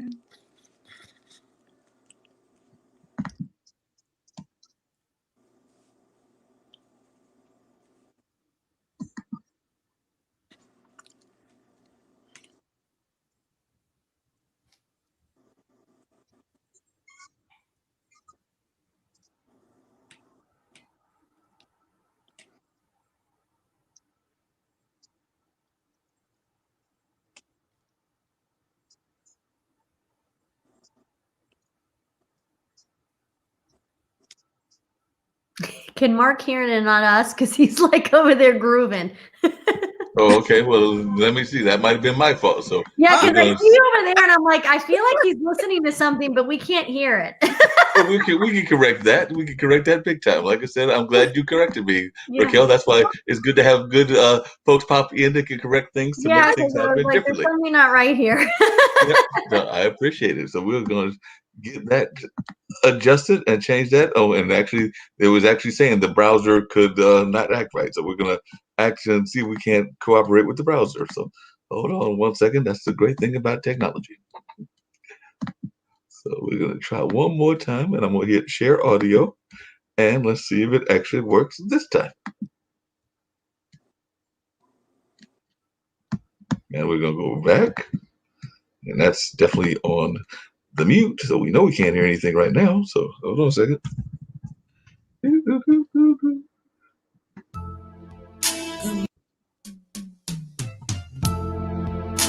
morning, Jesus. You are my best friend. Good morning, Jesus. You're the one who knows me well. Now every day I start my day by saying to you, good morning, Jesus, I love you. I truly need you in my life each day. I know you love me because you gave your life at Calvary. Now I can say that I am set free. Good morning, Jesus. I love you.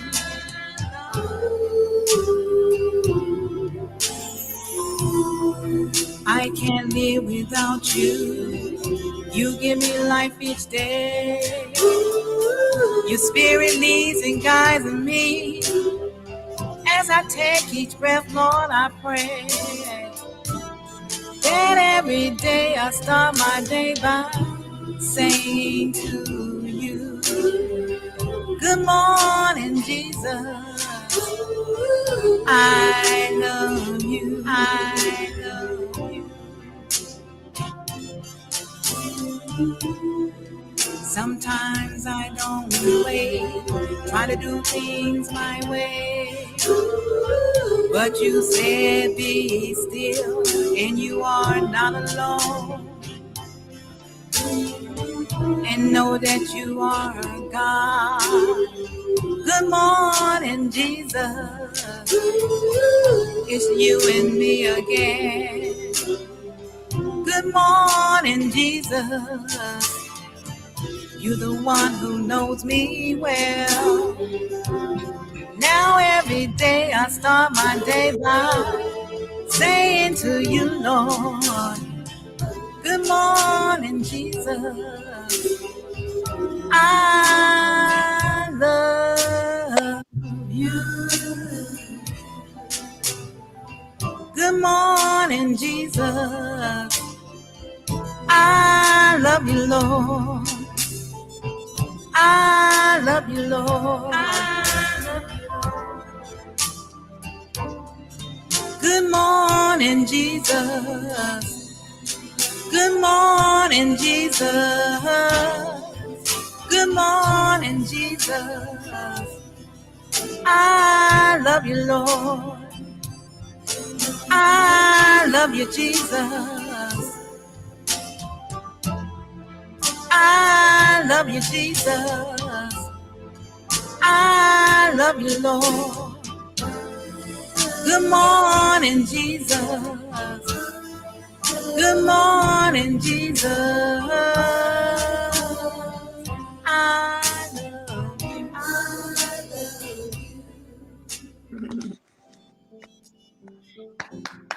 All right.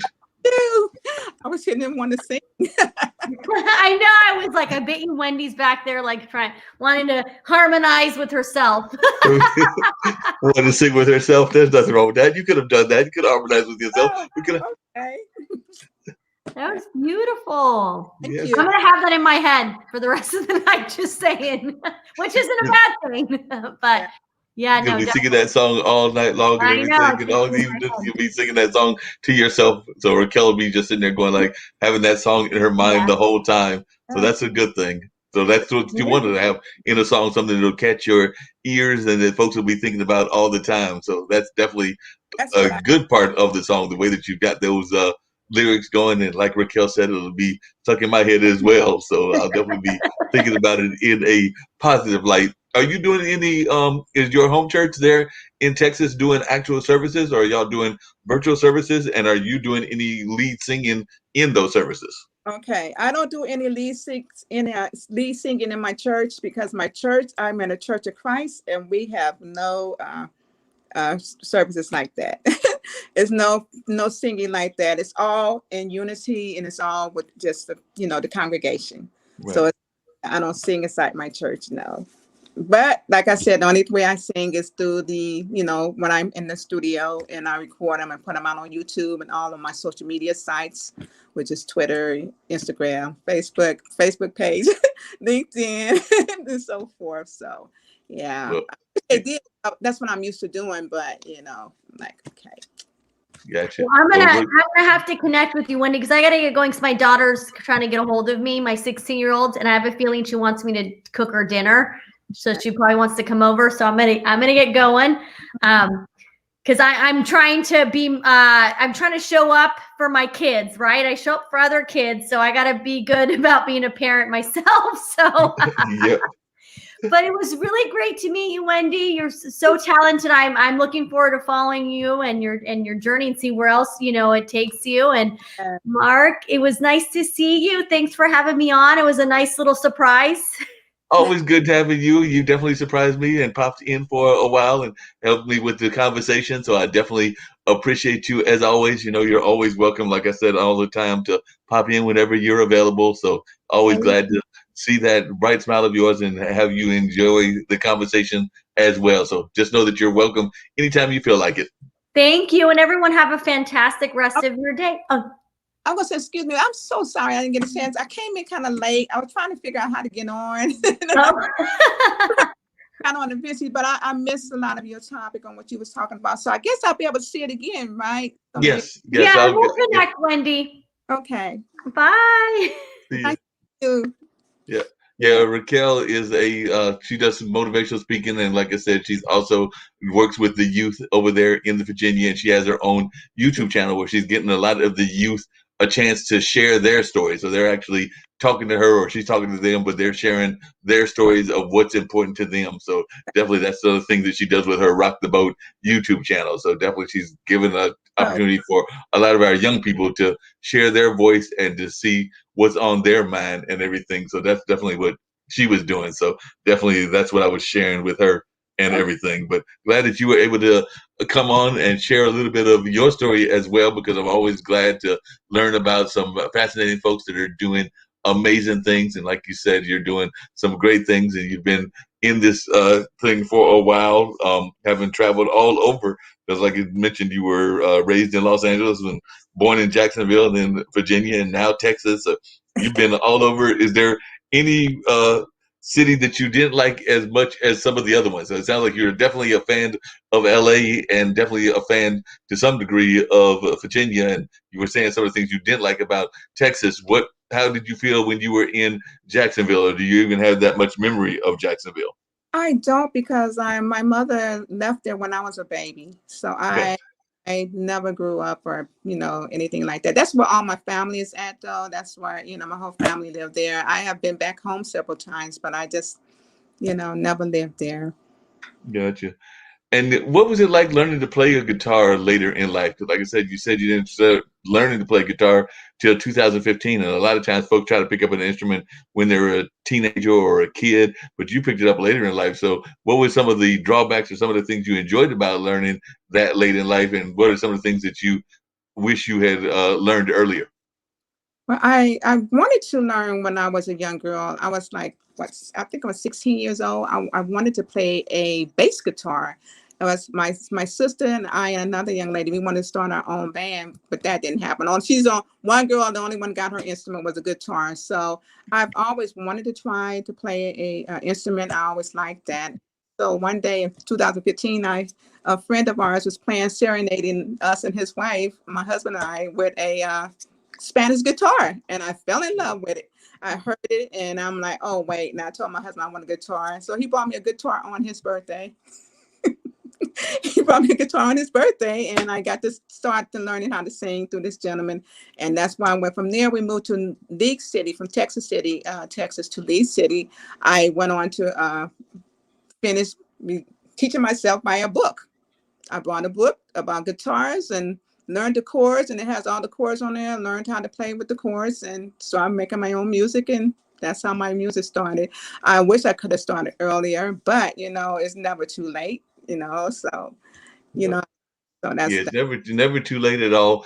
It sounds to me like your husband is very much of an inspiration in terms of your career and in terms of being a helpmate and all of that. So definitely share with our audience the importance of having somebody like that in your corner and everything. And like Raquel mentioned, she's got grown kids. Do y'all have any kids, and are they supporting your career as well? Okay. Yes, my husband's a very inspirational person in my life. He always encouraged me. He's also like I said, my producer. He produced my CDs and all my songs.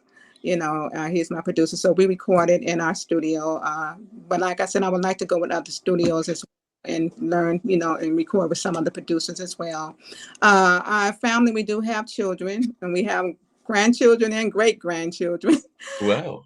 Yeah, we do. And they do support us, whatever we do, and they support, and we do like that. And I do like the fact that my husband is also a saved Christian as well. So it's really important to me if you are both saved and you both love the Lord. So we both do. So God is always a big part of our life, and choices and decisions that we both make as far as our marriage as well as individuals. And my plan is, like I said, to continue on to sing the gospel as long as I live. So God continue to use me. I want him to use me as his instrument for his kingdom. So How important, because I've talked to a couple of folks. We actually had Reverend Carl Watkins on one of our shows, and he's a LinkedIn person as well. But how important is faith to you and your career? Because I know a lot of times people think about the importance of faith and the importance of that to their career. So you definitely are a saved Christian. So I know it's a very vital part, but if you could share with our audience the importance of faith into your career and to being a success in your career. yeah, I believe that is faith in God is most important in anything that I do. And I believe that, I mean, because without him, I wouldn't be able to do these things. I didn't know I was a writer, and that's a gift. I didn't, I knew I sung, but I never knew that God would use me for his purpose as far as singing. So I put faith first in all that I do as far as with my music. As I say, I write songs, but they all biblical and they all Christian songs and gospel songs. So that's what I write, and as far as my music is the same way. I believe in my music. You can't tell really what music really is, but long as it goes together with your vocals and it all mixes and comes together, I think that is great. So that's where I'm at with that. And I think the other question was, did you ask? You had two, right? No, you answered both of them. I was just talking about the importance of faith to your music and everything, and I think that you answered within the concept of that and everything. So definitely, I think you shared a lot about the importance of it and all that. I know that some churches are very much about getting the word from God in terms of the ways of either from the minister or from prophets and everything. So have you had any prophets or anybody that's in the ministry that has already kind of claimed this success for you? Because I know that I've been to some churches where they have definitely had those kind of prophecies and those kind of messages. And I was wondering whether you had received any of those as of yet. I did receive back in Norfolk, this young man, he told me that God had something else, and he was on the corner with his son, passing on flies. He said, God has something for you to do. And I'm like, well, I know, I sing, I said, I'm a singer, I sing within the churches and so forth. He said, no, God has something else for you to do. And I'm like, oh, he does? He said, yeah. He said, God really has something else that he want to use you at besides just you singing. He said, you're doing a wonderful work for the kingdom, but he has something else. And I believe that's true. I think that came to pass because I am doing other things within God to use me. First off, being on your show. Right. I didn't imagine this, meeting you and so forth, but God do put people in your path, and so I believe that what he said is coming to pass. Yes. Oh, yeah, definitely. And who knows, it might be that either this year or in the next several years, you get that dream of appearing at Carnegie Hall and all of that. When did you first think that you wanted to appear at Carnegie Hall? And is there any other places that you're hoping to sing at or perform at in the near future as well? Okay, I thought about Carnegie Hall because I like I said, Billie Holiday was someone who I really didn't like, and I seen her movies, and I seen her, according to the movie, she was singing in Carnegie Hall before she died and so forth. So I just saw it, So then my youngest daughter, took me to New York for my birthday, and we actually went to there. She took me there. I fell in love when I looked around. It's so gorgeous and it's so beautiful. And I just always wanted to just sing there. I'm like, I'm really, and so I asked, the person there that worked there, and she said, yes, they have, singers come here all the time, Christians and so forth. She said, just let them know that's what you want to do. And I'm like, okay, and I told her, thank you. So that is what I really do. Now other places I would like to sing. I want to continue to just do what I'm doing now, as far singing. I would love to, like I said, get with other singers. I would love to have a band one day, and continue to do what I'm doing, whereas I can share my music all over the world. God plan for us is always bigger than ours. I was just singing within, like she was saying, Raquel, and just the churches, but opening up on social media, they get a chance to see my music all over the world. and I thank God for that, so I look at that as an avenue. So it's never not where you can say, oh, this is not working for me, because God always work things out, even though you don't see it. Like I said, I'm on social media. I can play my own music because my husband's doing something different. I learned the guitar, so I don't have to wait. God always open doors for you. So that's yeah, there's no doubt about that and everything. I don't know if you've ever thought about singing at the Apollo, but we were actually on, I think, a 1.5 or 2 year hiatus. But there was a friend of mine, Captain Newborn, and I was helping him out with this event. I was actually one of the hosts, but we were doing the Road to the Apollo, where we would get North Carolina folks, and we would we were looking at going to other states and other cities as well, but we would bring them up to the Apollo, and then they would perform at the Apollo. And some of them actually made it to several of them made it to the main stage, and several of them made it into further rounds, into like some of the advanced rounds.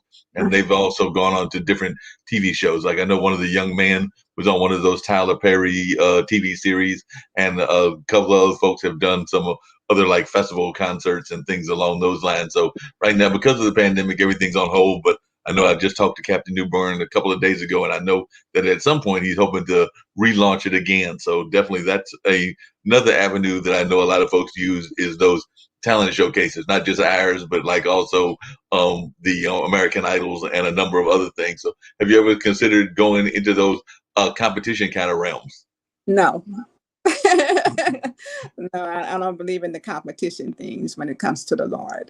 But anyway, I do like McDonald's. McDonald's have a gospel thing that they got together. Them, and as far as also BT Gospel, so them. But as far as competitions, I see them all the time. It's just that I don't know. I just don't believe in competition. Losers and winners. No.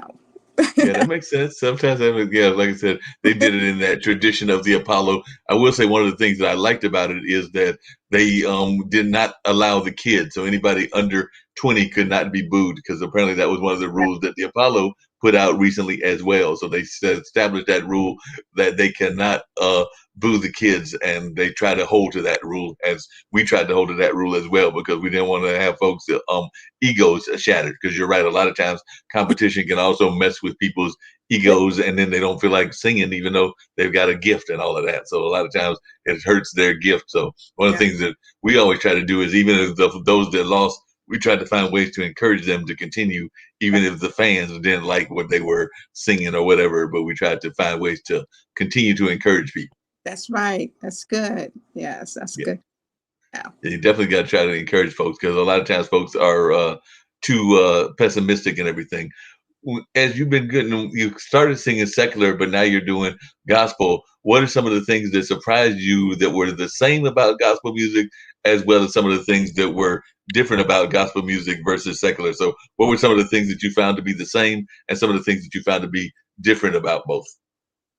Well, secular is definitely different from gospel, because it's not uplifting the kingdom of God. It's not uplifting Him. So, but at the time when I was doing it, I was very young, when I was singing and so forth. But as I became a woman, I was still singing, but it wasn't like singing in front of people or audience or anything like that, or performing it. It was just something that I did within the communities, as far as my family, a park every now and then or something like that. But the gospel is no comparison to singing for the Lord, and I that, like I said, that there's where my heart is.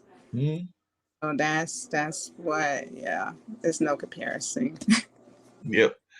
And then one of the things I've noticed is that when you hear you sing, you can definitely feel that you are very much connected to that God voice and to the voice from above and everything. Whereas sometimes you'll hear some gospel singers that are just going through the motions, but you're not going through the motions. You can hear that you are definitely very much connected to what you're singing about. And so that's always a good thing, when you can recognize that the person is singing a message that means a lot to their heart. And when I hear your singing, you can tell that it means a lot and that it resonates with you. And as you said, that songs that I have written, a lot of them are scriptural. If you the lyrics and the scripture that sometimes is in them, that's in there. So the majority of them are, well, basically all of them is basically spiritual. It has something to do with God. There's some singers who are singing and they say he or she, not she, but he he this or that. But I tried to write a song without putting God or Jesus in it, and it was not working. Wow. It didn't work, you know. So I said, okay, because that's not what I believe in. So my songs have God or Jesus in them, and that's how God, the Holy Spirit, gave them to me to write. So Yeah, that makes a lot of sense. As you are when you're in church or even when you're at home with your husband and everything, is there like any certain scriptures that really resonate with you? Because I know a lot of times people have their favorite scriptures or their favorite proverbs or their favorite psalms within the Bible. So is there one that resonates with you more than others? I like Psalms 91. And the reason why I like Psalms 91 is because it covers everything.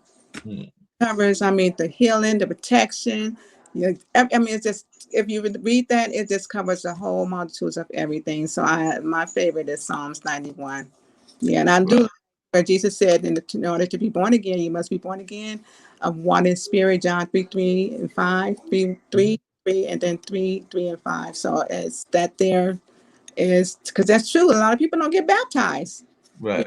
I don't want to go into it because I know a lot about the script because I read and study, but you have to be baptized as well. So, and that's what he said in John 3:5. So, yeah, that's another one I like because there's so many people. I remember when I went into a church and I joined membership, but I never got baptized, and they never even thought about asking me, you want to get baptized? And it just never happened.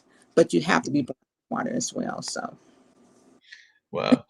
And we got a lot of folks that are of different denominations that are part of this network and that listen to the network and everything. So what kind of message do you give to folks that might be not necessarily Christian, but might want to hear your music? But what message would you give to encourage them to listen to you? Well, what I can tell them is that whatever God leads you or however you feel in your heart, I mean, if you love music, either way, I mean, I think my music will be something for you. I'm just saying, Yes. really encouraging, it's uplifting. And I have a lot of people that has told me that, you know, you can have a bad day and you can listen to my music and it uplift you and it encourage you in the Lord. So I think just however God leads you on that, or how you feel in your heart truly to listen to whatever music it is that you like, but long as it's just something that encourages. That's what I truly do believe, encourage you and keep you uplifted, especially in the time now, you know, with all this going on in the world, you really do need something to encourage you. And I believe in being encouraged in the Lord is one of the most things that you can do at this time. And it's always good to have friends and family as well, you know, but it's nothing like God and it's, you know, so forth. So that's what I believe. So I think you should listen to my music and then let me know what you think. Leave me a comment. Go to my Yeah, they'll have to definitely do that. Leave a comment, let you know how they feel about the lyrics and everything. I know I listened to a couple of them and was quite impressed with them, but I'll let our listeners listen and hopefully they'll be engaged and interested as well. I know I was working with one of my coworkers who's very much involved in their church as well earlier today, and they were actually thinking about what we're going through with the pandemic, and they're actually thinking that in their mind, a lot of this stuff that we're going through had already been foretold and it's part of what is already been within the Bible that would be coming at some point or another. So I don't know, that probably is some of your thoughts as well, because I know that my coworker, Miss Shirley, was saying that she was actually having a conversation with several people in that, but she was like saying that that's what it seems like, that's stuff that we've already been told would be within the Bible. Yes. It is, I believe it's the end time, but the Bible says no man knows the hour. I think it's in Matthew's, where we really don't know the hour, time, or the day, but it is definitely things that's going on according to scripture that's going on in this world today. Yeah. Yeah. Yeah. And if you're a Christian and you read, you will know, wait, these signs of the times and that day is coming real soon. And that day is considered Judgment Day. So it's right. So yeah. Gotcha.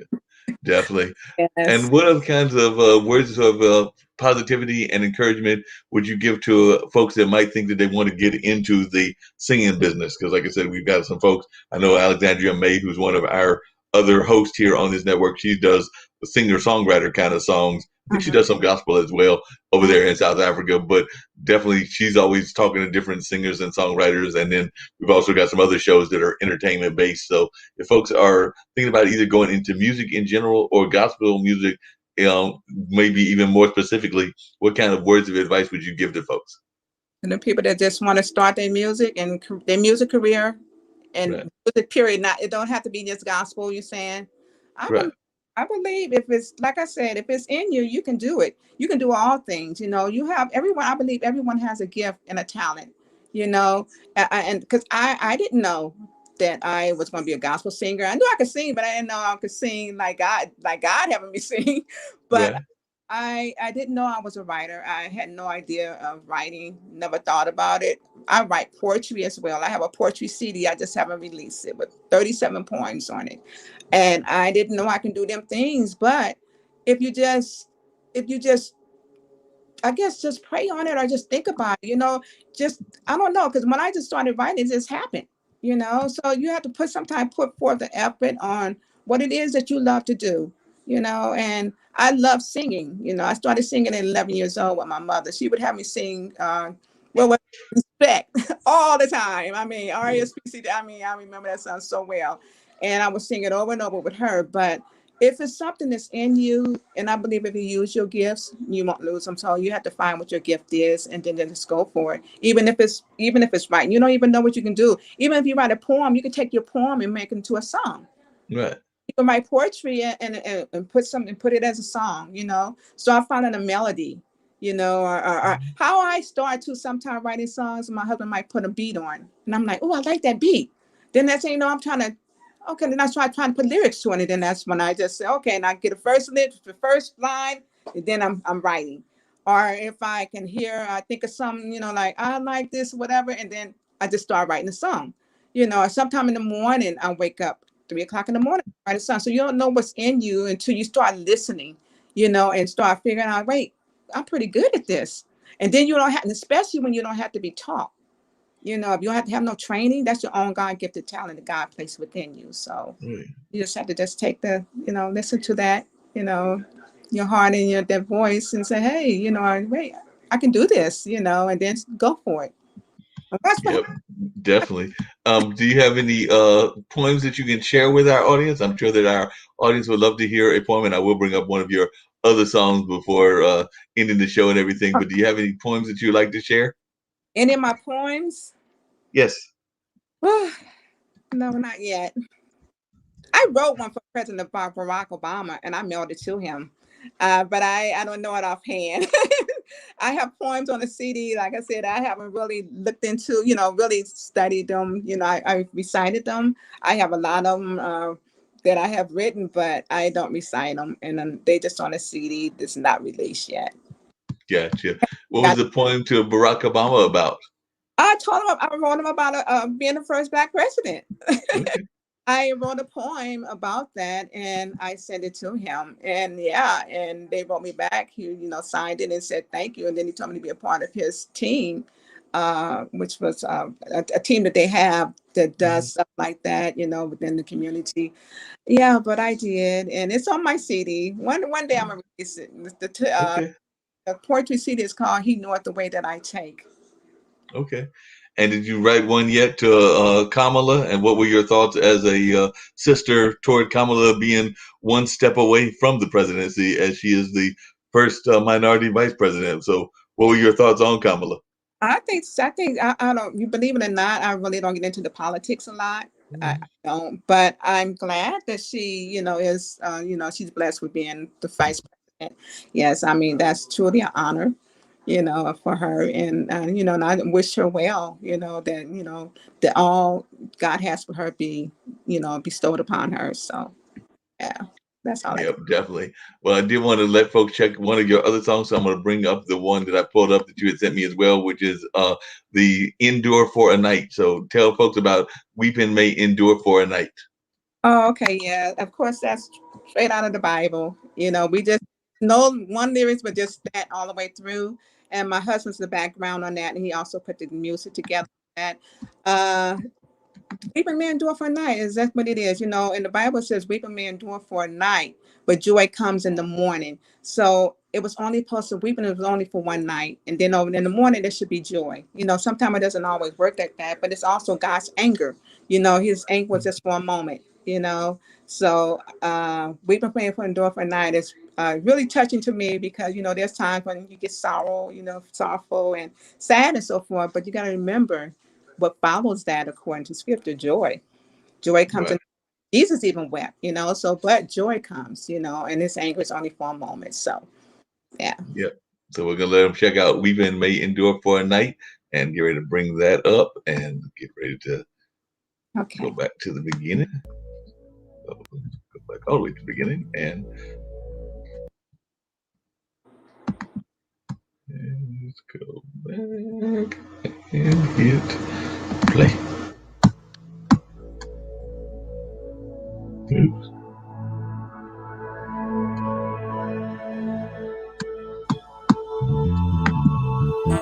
Weeping may endure for a night,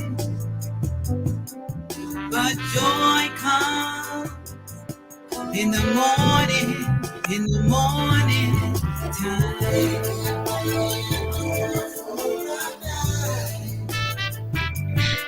But joy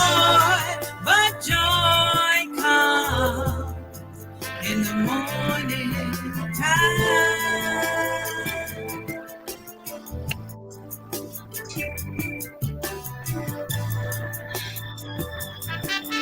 God said it in His word. Weeping may endure for a night,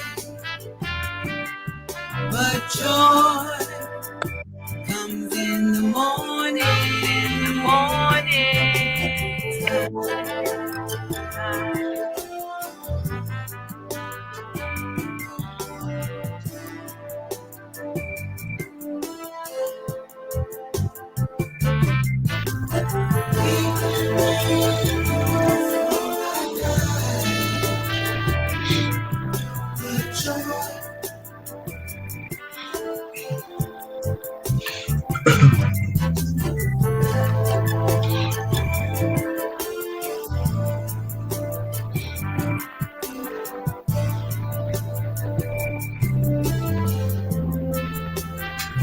Weeping may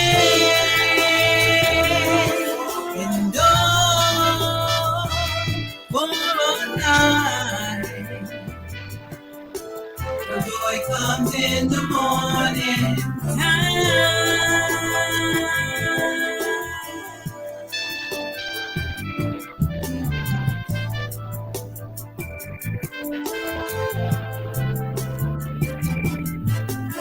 Weeping may endure, it may endure for a night.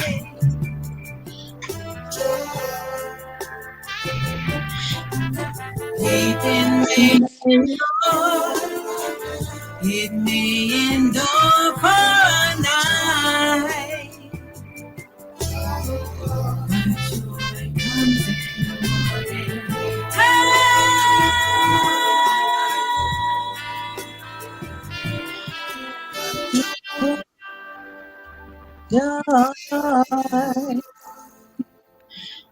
Amen.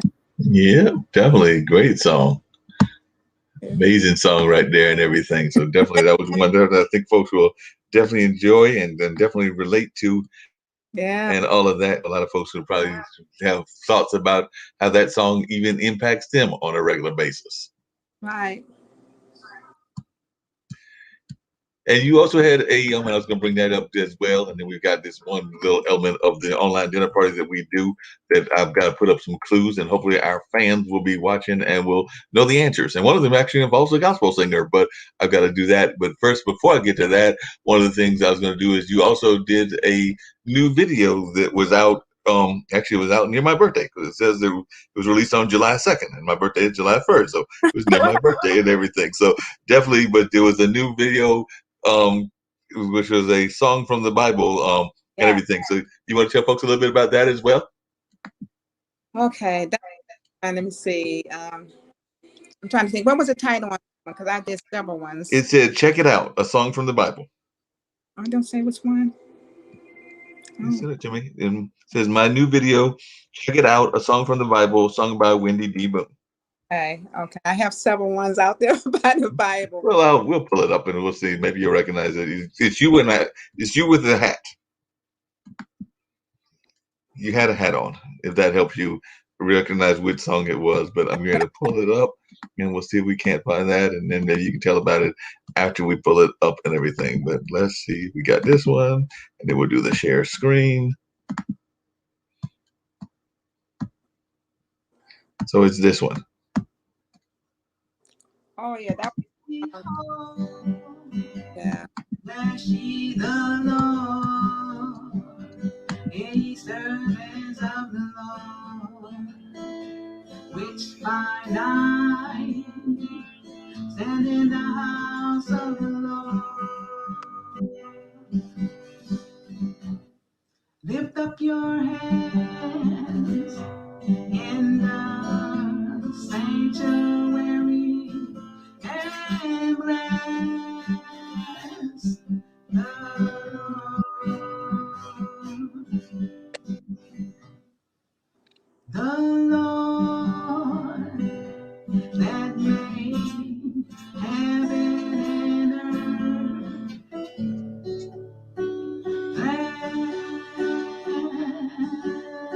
Bless me out of Zion.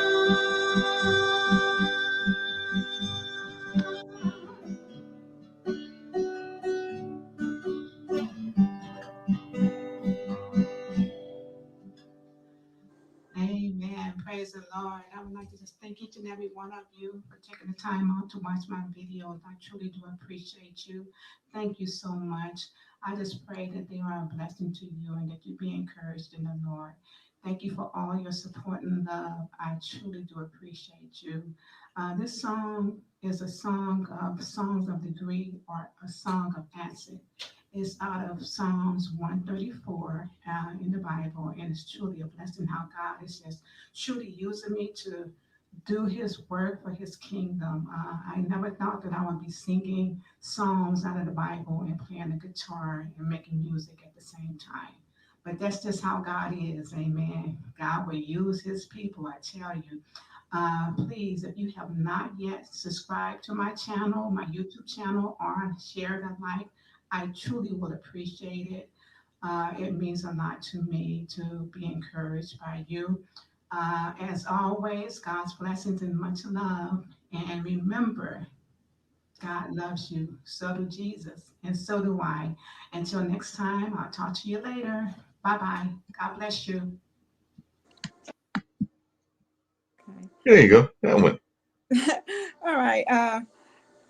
It to me is amazing that how I never thought I would be singing songs from the Bible. Now, this as I listened to that, and as I was just talking, thinking and listening, I believe even if you don't know how to write songs, guess what? You can sing the songs out of the Bible. You know, Psalms. There's a lot of biblical songs inside the Bible. Mary's song, there's so many. There's songs in Proverbs. There's some Moses song, I believe, as well as all of the Psalms. And there are decree songs, you know. And I just started doing that. You know, I was reading the scripture one day, and I'm like, wow. I was reading one of the songs. I said, I'm gonna do this one. So I think I've done two. I have another one that I finished now that I just haven't put out. And I will lift up my eyes. Can I sing a little bit to you? Yes, please. Okay. I will lift up my eyes unto the hills, which cometh my help. My help comes from the Lord, which made heaven and earth. That's my next one. I have my okay to it. But I just figure, you know, I'm like, I think that's awesome when you can use Psalms that's right inside the Bible. If you haven't, then you don't have to even worry about getting them copywritten. You don't have to pay for all that. You don't have to do a whole lot of things with that because they're in the Bible. So you don't have to worry about that. So if you want to just start off singing, sing some songs out of the Bible. You know, you can look at and that's what they are. And they say the song, this is a song of David, you know, and so forth. And you just can sing that. And so I think they're so encouraging because God's word is always encouraging. So, and then that's encouraging others, because I have people have commented to me and said, you know, I really appreciate that song. Oh my gosh. And it really touched me. I was going through something, and just hearing that made my day. Thank you so much, you know, and so forth. So that's a good way to start as well. As far as I'm concerned, that you can also do is sing some of the songs, and you ain't got to worry about it getting copywritten and so forth, and franchising on other people's music and so forth. Right. Are you having any luck getting your songs into like gospel radio stations there in Texas? I know you said you had some in Virginia, but how's it been trying to get it into the gospel radio stations? And if folks are listening that are connected to a gospel radio station, how would they get your music, or how would they get in touch with you in order to get it played on their radio stations?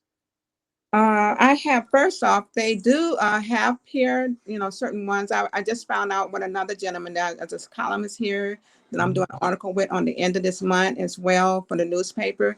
He said there's churches here that will, he named at least 3 of them that I can go to, and they don't charge anything because it's faith, you know, it's religion. They don't take nothing like that. But he said they would definitely love to play my music. So I happen to contact them because I'm waiting to do our interview with him. Yeah. But he told me that. So I seen where there are radio stations here. I just haven't contacted any of the radio stations. So I'm going to first go this avenue with him first. Also, you said how can people contact and get my music and so forth? Yeah. My music is available on Apple iTunes. It's also available on Amazon. It was on CD Baby, which is my distribution company that distributes my music, as well as you know, all over the world. And then also I was on Google Play, but it removed, you know, the Google Play is no longer there. So, but them are the 2 places right now, as far as I know, is Apple iTunes. You can purchase all my singles, except for the ones with the guitars. Yeah.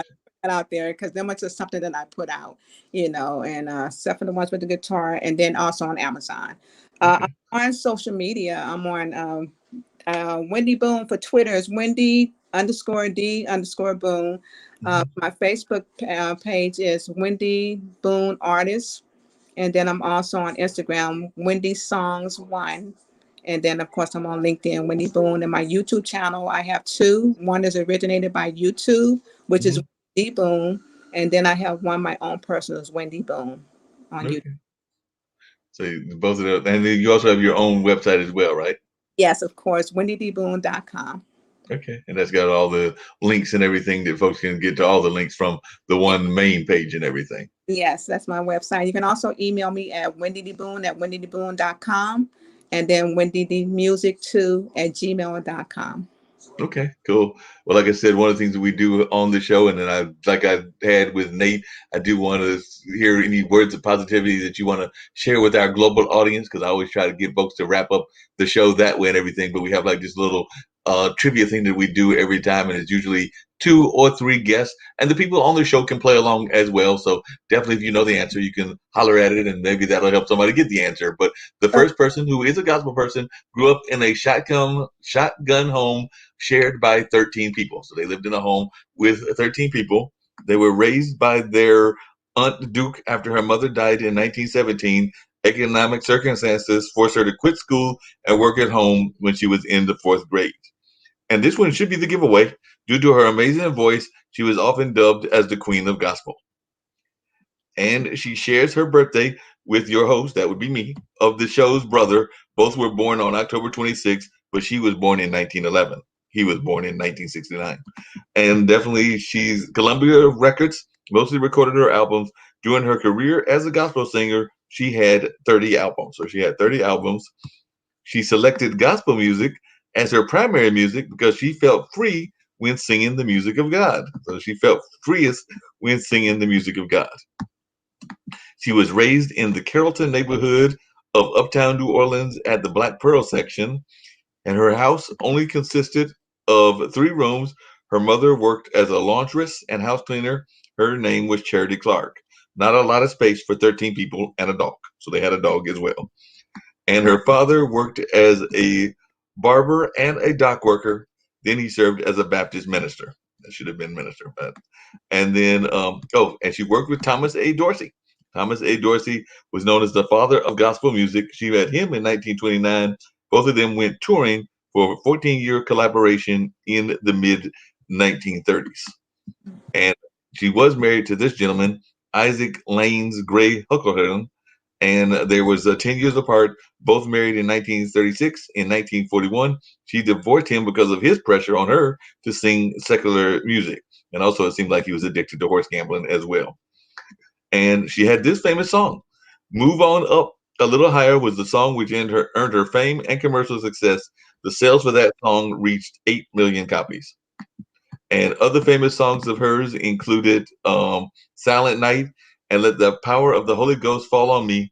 The latter one earned her French Academy's Grand Prix de Disque. And she has some good quotes, including, faith and prayer are the vitamins of the soul. Man cannot live in health without them. And this is one that I'm sure Wendy will agree with. If you believe in God, he will open the windows of heaven and pour blessings upon you. And then she also said, blues are the songs of despair, but gospel songs are the songs of hope. And she said, God can make you anything you want to be, but you have to put everything in his hands. So I'm sure Wendy would agree with that as well. And she also said, money just draws flies. Oh, and then she said, how can you sing of amazing grace and all of God's wonders without using your hands? And then she also said, it is easy to be independent when you've got money, but to be independent when you haven't got a thing, that's the Lord's test. And let's see if I want to give one more clue. She mentored Aretha Franklin and Della Reese, and in 1961 was the first gospel singer to win a Grammy. Oh. And some people have said that she was involved in the whole with Dr. King in the sense of being one of his confidants and all of that. So definitely her voice became the soundtrack of the civil rights movement, as NPR's Sonera Glinton put it. And they said that even in moments when Dr. King felt discouraged, he would call her on the phone just to hear her sing. Oh, any idea? Well, I was going to say one of the Clark sisters because I heard Clark name in there, but it's not Shirley Caesar because I don't remember her singing Circular. Gladys Knight, sing that either. I'm trying to think of who that could be.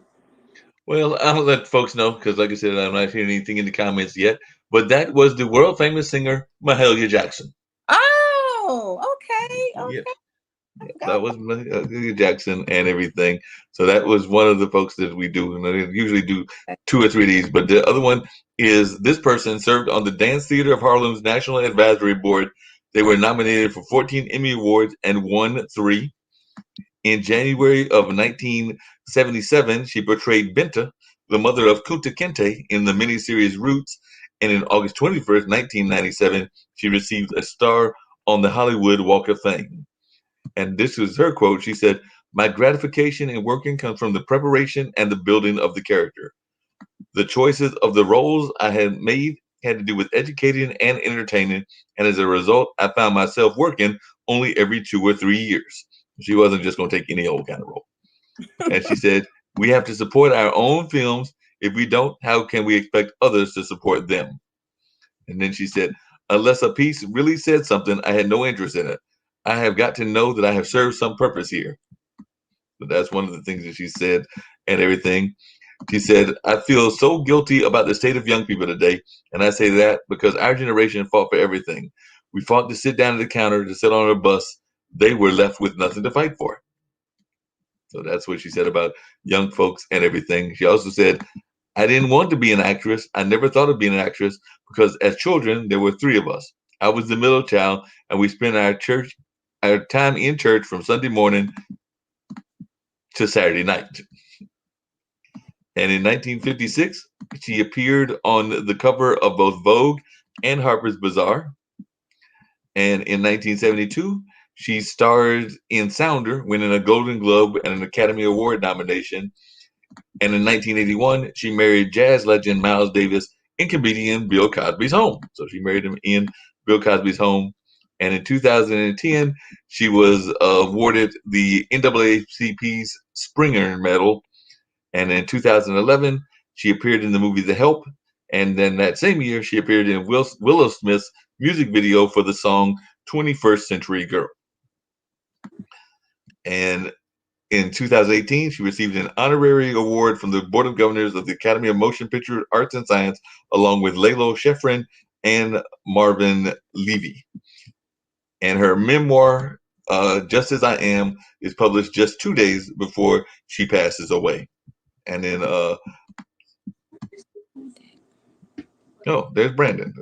And it also says, the moment anyone tries to demean or degrade you in any way, you have to know how great you are. Nobody would bother to beat you down if you were not a threat. So that's one of the quotes that she had, was that nobody would beat you down if you were not a threat, and all of that. So I'm going to pull up some more of their quotes in a minute and everything. And I'm going to give a dead giveaway to who this person might be as well. But I'm going to ask for if you got any idea who this person might be before I give the dead giveaway clues.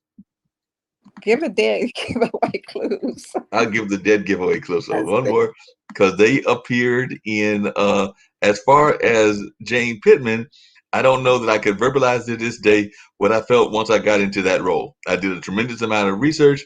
I need to feel as though I'm in the person's skin. So they definitely played that role of Jane Pittman. What is that? I go show y'all watch TV and stuff and don't know my peoples. Don't know your people. That's all right. They said, whatever good I've accomplished as an actress, I believe came in direct proportion to my efforts to portray Black women who have made positive contributions to my heritage. And then they also said, one of the things I've always said about the man-woman relationship is I don't want anybody to walk ahead of me, and I don't want anybody to walk behind me. I want a man who will walk along beside me, and that's how I feel about equal rights. So any idea yet? I'm going to show you. I don't know who she is. Oh, maybe this will be a giveaway, another giveaway. Yet I am also this is what she said about herself. Yet I am also a church girl who once rarely spoke a word. I am the teenager who solace in the verses of the old hymn for which this book is named. I am a daughter, a mother, a sister, and a friend, and an observer of human nature and the dreamer of audacious dreams. I am a woman who has hurt as immeasurably as I have loved. And then they also said, the last part of that quote, a child of God, divinely guided by his hand. And here in my 9th decade, I am a woman who at long last has something meaningful to say. So they live to be in their 90s. Oh. Still no idea? I want to say, Sissy Tyson didn't do that. I don't know who that is. What's that? You were right the first time. It is Cicely Tyson. Oh! Okay. It's totally Cicely Tyson. Okay. 100% Cicely Tyson.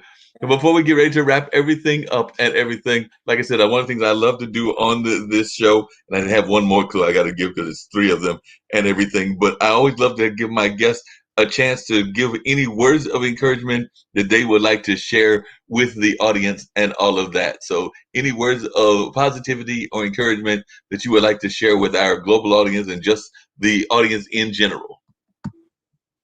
I'm going to say, this is something that was quoted to me, or said to me, not quoted, but I was told that when things is not going your way and you don't know what to do, and all I could tell you is just pray, because prayer changes things. I mean, I know that for myself because I have been in some situations throughout my life whereas I thought I wasn't going to make it. I've been in different places where I lived, and I just know that prayer, my mother told me to pray and never stop praying. And I pray and I prayed ever since, and I still pray. So I believe prayer changes everything. And no matter what you're going through, you just have to be patient. You got to believe and you got to trust God, for that. And it will happen, because he's not a man that he shall lie. So I believe prayer changes things because it helped me and it changes things in my life.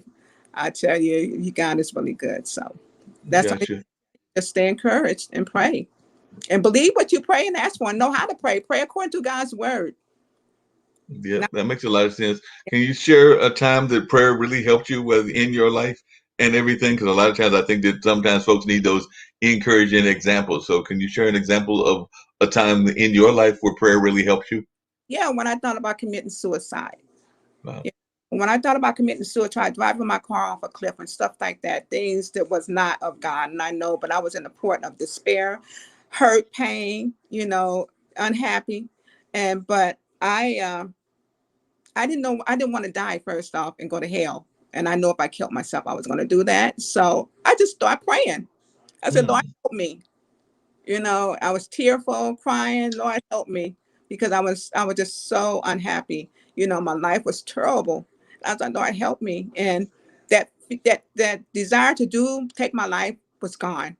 And not saying that you're not gonna go, it's not saying that you're not gonna have things still come upon you, but you got to remember, prayer changes things. You got to talk to God. You got to tell him, and then you always got to be on your knees. You just say right there, standing wherever you're at, you can just start talking to him and just seriously with your heart and say, Lord, help me. And he will. But you got to believe that, and you can't down him.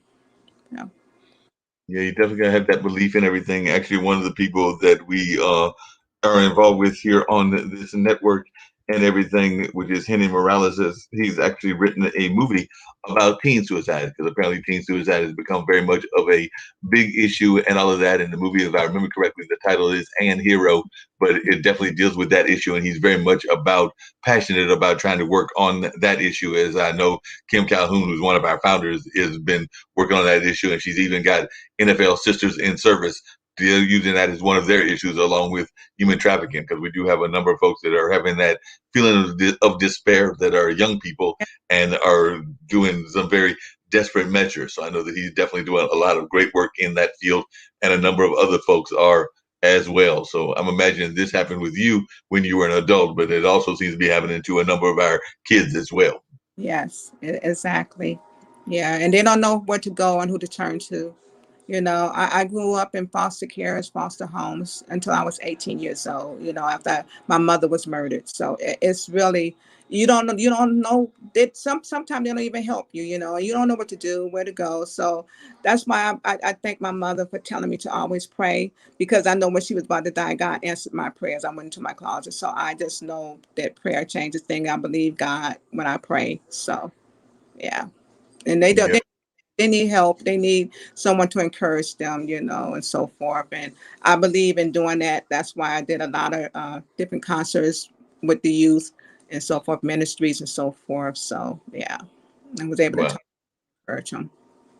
Have you thought about writing a book about that experience and everything? Because sometimes people need those kind of encouraging words, not just from the music, but also from books and everything else, in order to know that they are not alone in going through what they've gone through, and also the way that spirituality and religion has helped you get through those difficult times. So have you thought about writing a book about that, or are you in the process of writing a book about that? I thought about the book. I truly do believe that it would be a great inspiration and encouragement for a lot of people. And I think it'll be a #1 seller, because it's not just of me being in a foster home, my mother murdered, being in an orphanage, and all these different places I've been, and the type of life that I grew up, from abandonment to evictions and so forth. I mean, I truly do believe to where God has brought me and how he has kept me through it all. My song, one of the songs that I wrote that's on the YouTube is God had me in his hand. Oh Lord, you had me in your hands. It's one of my testimonies of some of my life. I had to grow up as someone that was a child having to be an adult, and I think my book would really be a great book. I have considered doing that. I just haven't really contacted anyone on doing that, but I believe it would be a #1 seller, because throughout my whole life, from a young girl, age 9, 8. So. Sounds like it's a story that more people need to hear about, and everything along those lines. So definitely, I would encourage you to get that book written and all of that. I'm going to give that last clue for our last mystery guest, which is this person was an 11-time world champion, 6-time Olympic champion, 3 times Laureus World Sportsman of the Year, and triple world record holder. He is considered to be the fastest man alive on the earth. And one of my producers, Ankit, will be glad to know that he is a big fan of cricket, since he lives in India. Ankit does. Since his childhood, in an interview, he revealed that he used to play cricket along with his brother on the streets of Jamaica. And quoted as definitely, he's known as also having a little bit of a penchant for cracking jokes, and once was detained by the police for his practical jokes, and even his primary coach, McNeil, sometimes get frustrated by his penchant for telling jokes. And he had his own clothing line, his own headphone line, and an app that all have his name attached to it. And one time a lightning storm passed over the sky in New York doing his record-breaking stunt, and hence media nicknamed Lightning something, but that's something associated with lightning and also associated with his name. And they said this does not sound like the diet of a good training, but they said before the Beijing Olympics, he ate 100 chicken McNuggets a day for 10 days straight and won 3 gold medals. I don't think that's a good way to train for running track, but what do I know? But that does not seem like a good way to run track. And he's a big fan of football, meaning soccer version of football. And in an interview, expressed about his desire to play for the Manchester United. And he said he would not encourage his child, because he just recently became a dad last year, he would not encourage his child to pursue sprinting. And the Tokyo Olympics in 2021 will be the first game without the Jamaican legend since the 2000 Sydney Olympics. And then he has some quotes too. He said, worrying gets you nowhere. If you turn up worrying about how you're going to perform, you've already lost. Train hard, turn up, run your best, and the rest will take care of itself. He also said, easy is not an option. No days off. Never quit. Be fearless. Talent you have naturally. Skill is only developed by hours and hours of work. And he also said something about manners. And manners is very important, I think. Manners is the key thing. Say, for instance, when you're growing up, you're walking down the street, you've got to tell everybody good morning. Everybody, you can't pass one person. And he also said, I have just accepted certain things, and it makes it easier. I accept I will get injured. I accept I cannot win every race. I work hard to decrease the chances of those things happening, but I accept that they will happen. A lot of people don't accept it. They get injured, and they go crazy. Mm-hmm. And then the last quote I'm going to give you is, he said, I think sometimes when you're on top and all you do is win, win, win, win, win, you get lazy and lose focus. When you lose, you open your eyes and you get serious. There's always a time when it is good to lose at the right time for you. So he was saying that sometimes you just got to take the fact that you might have to lose. Yeah. So, any idea who that might be? Yes, I don't know. No. That would be, and that's why I didn't put the lightning and the final word, but that would be the world famous Jamaican runner Usain Bolt. So Usain Bolt is our other mystery guest. Is that the one that won recently, right? Yeah, he won recently. He always does like the poses and everything. Yeah, I couldn't think of his name, but I know who you're talking about. Yeah. But yeah, that's that one and everything. So as we're wrapping up, and I only got another 3 minutes, any final words that you would like to share with our international audience and with our audience in general? And Wendy, it's been great having you on. I hope folks got a chance to hear your rich music, and definitely I hope they'll go back to our YouTube channel and hear these amazing songs that you've done. And I also hope that they'll visit your website and hear even more of your amazing music. But I've enjoyed having you, just like I enjoyed having Nate Burlow and Raquel Boris. So all of y'all have been great guests, but you have definitely been an amazing guest, and I'm hoping that you too will come back as well. Of course, of course. Thank you so much, Mark Lee. I really do appreciate you giving me this opportunity to be on your show, and it's been such a pleasure. And I also would like to thank all of the listening audience for their time, and to listening to your show as well, and to the people, your guests that you have on your show. You guys stay encouraged, and just remember, you can do all things in Christ that strengthens you. So I just appreciate you, and thank you so much. And I look forward to coming back. Thank you so much. No problem. We look forward to having you back very shortly. So we're going to put on the same 30-second clip that we used to start everything off, and also get this airplane on out of here. So we'll do the 30 seconds and then the airplane that shows some of our founders and all of that. But that'll wrap everything up. And then I've actually got to do a special edition with an artist friend that he wants me to do something at 7:30. So I'm not quite done for the day, but definitely I am done for the online dinner party. But definitely was great having you on, and I thoroughly enjoyed getting to meet you and talk to you in more details. I as well. Thank you so much. I look forward to you again. Bye. All right, bye. Bye. Bye, everyone. Yeah.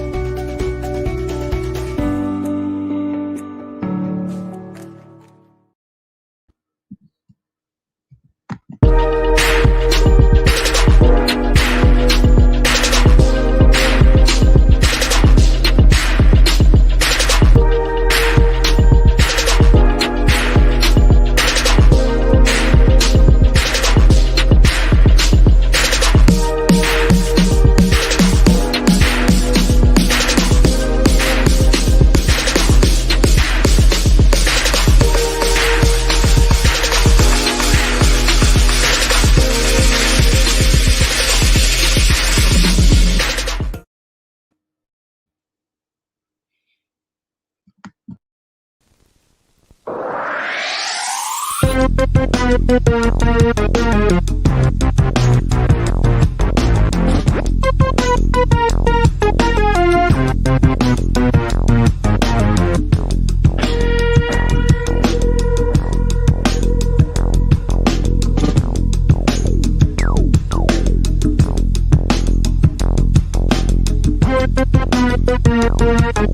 you.